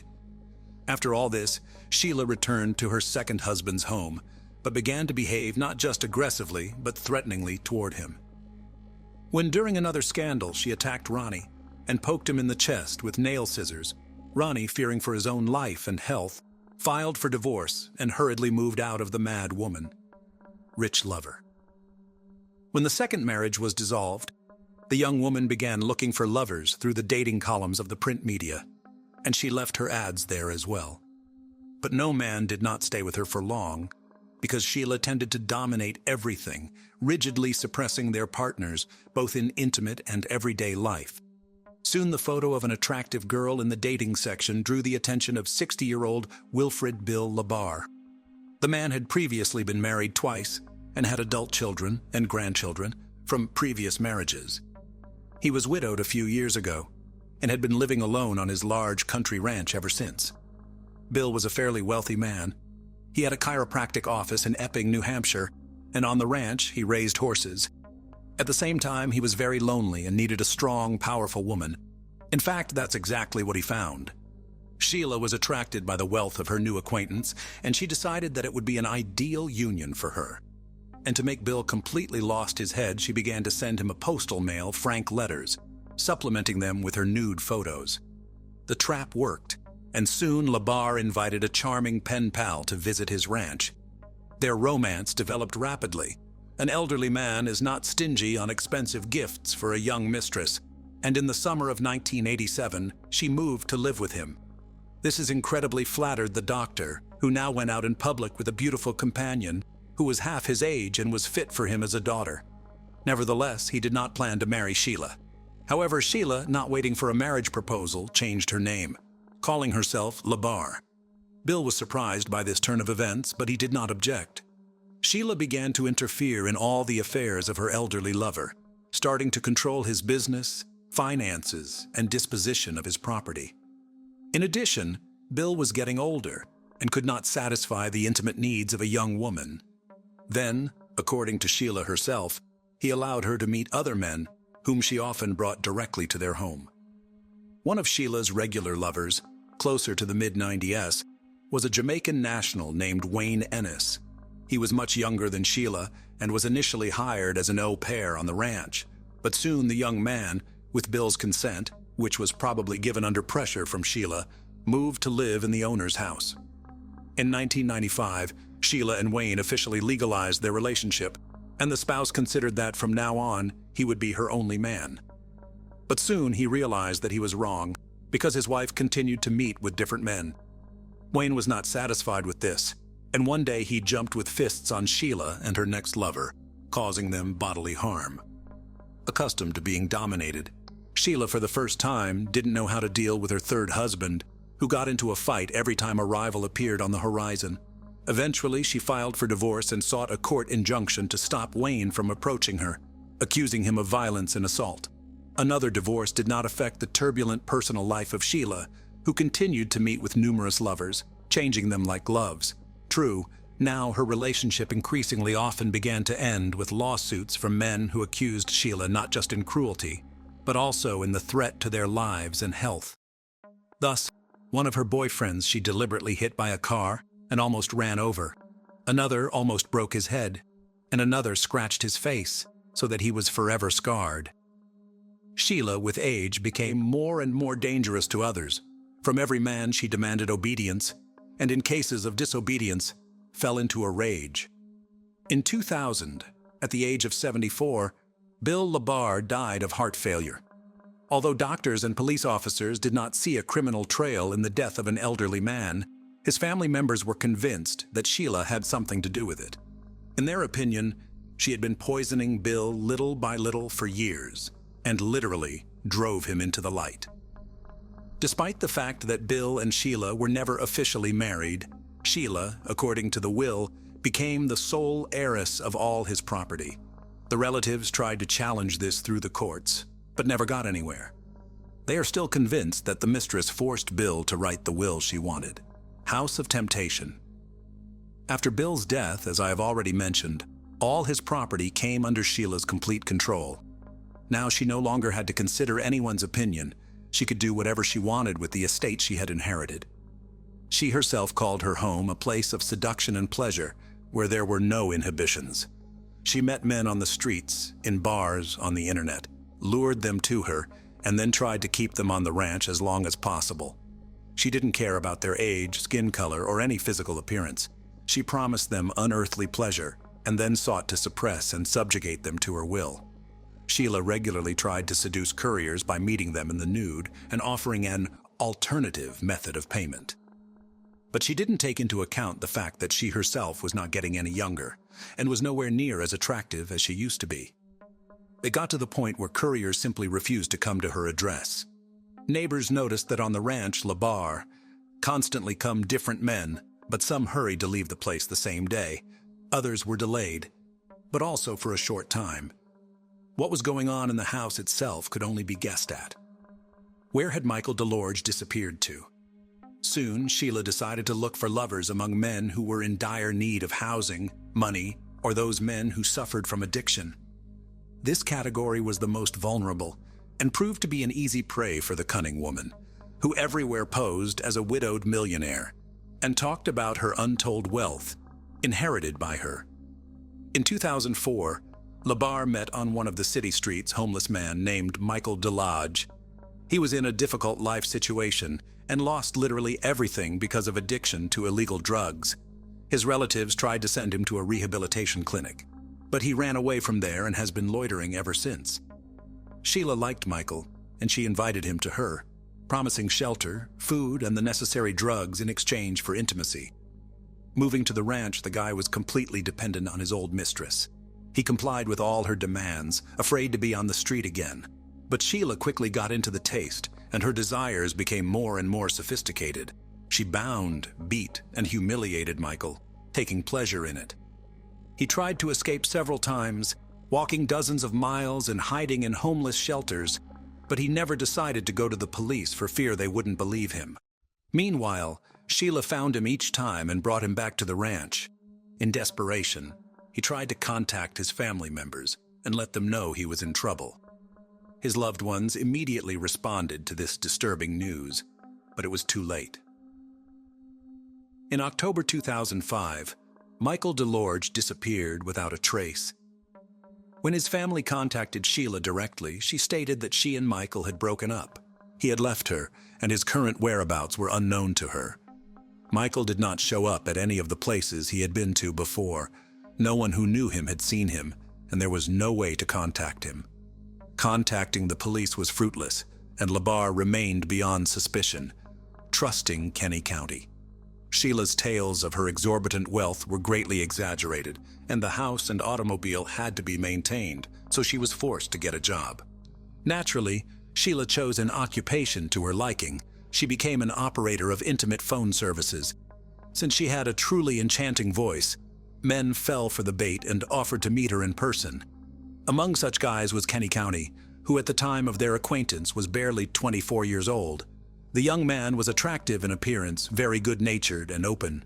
However, he had a low IQ level, due to which he was very gullible. This was exactly the kind of guy Labar was looking for. Kenny was very close to his mother, on whom he actually depended, but Sheila, with the help of clever manipulations, managed to break this connection and literally lure Kenny to herself. She made him an unforgettable night of love and promised that they would be like this all the time. The young man decided that he had met the woman of his dreams, about which he informed his relatives, and then moved to live in Sheila's house. But soon Sheila showed the guy her true face, having arranged for him a real torture room in one of the rooms. Each time, intimacy inevitably turned into a brutal beating or something worse. Kenny's body was covered with bruises, abrasions, scratches, cuts, and burn marks. But he could not leave the house of the mistress who had completely subjugated his will. Sheila did not allow him to see and communicate with his loved ones, and his family could only guess what was happening to Kenny. The first alarm was raised by neighbors who periodically noticed the guy and were horrified by his sickly appearance. A few days before his disappearance, a local store clerk took a picture of the young man on her cell phone camera, and later this picture was attached to the case file in court. In the photo, Kenny's condition could be described as deplorable. He was very thin, there were huge bruises under his eye and on his cheek, and his nose was probably broken. Judging by the degree of healing, all these injuries had been inflicted at different times, which suggested that the guy had been brutally beaten for a long time. The contents of his cart were also alarming. He rolled 2 large canisters of fuel to the cash register, as it later turned out, for his own cremation. The store employees were so puzzled and even frightened by the guy's appearance that they decided to report him to the police for possible domestic violence. But this time, Sheila managed to get away with it, and they could not charge her with anything. Soon Kenny stopped contacting his family altogether, and when his worried mother arrived at Labar's house, the owner behaved aggressively and advised to leave Kenny alone. All subsequent attempts ended similarly, at which point Kenny County's family filed a missing persons report with the police, indicating that he may be being held forcibly at the country ranch, a home crematorium, and gruesome findings. When police arrived at Sheila's home, she claimed that the young man no longer lived with her, and claimed that Kenny had run away because his mother, whom he was allegedly terrified of, began visiting them frequently. As evidence, Sheila provided an audio recording in which he asks her lover if his own mother had attacked him, and he quietly gives an affirmative answer. It all seemed more than strange, and the very next day, an officer visiting Sheila secured a search warrant for the estate. Sheila had been on the police's radar many times before, and her name had been linked to another mysterious disappearance of a boyfriend. But over the years, Sheila had never been questioned, and her house and grounds had never been searched. When the police arrived, they did not find Labar at home, but they did see several fires burning near the outbuildings.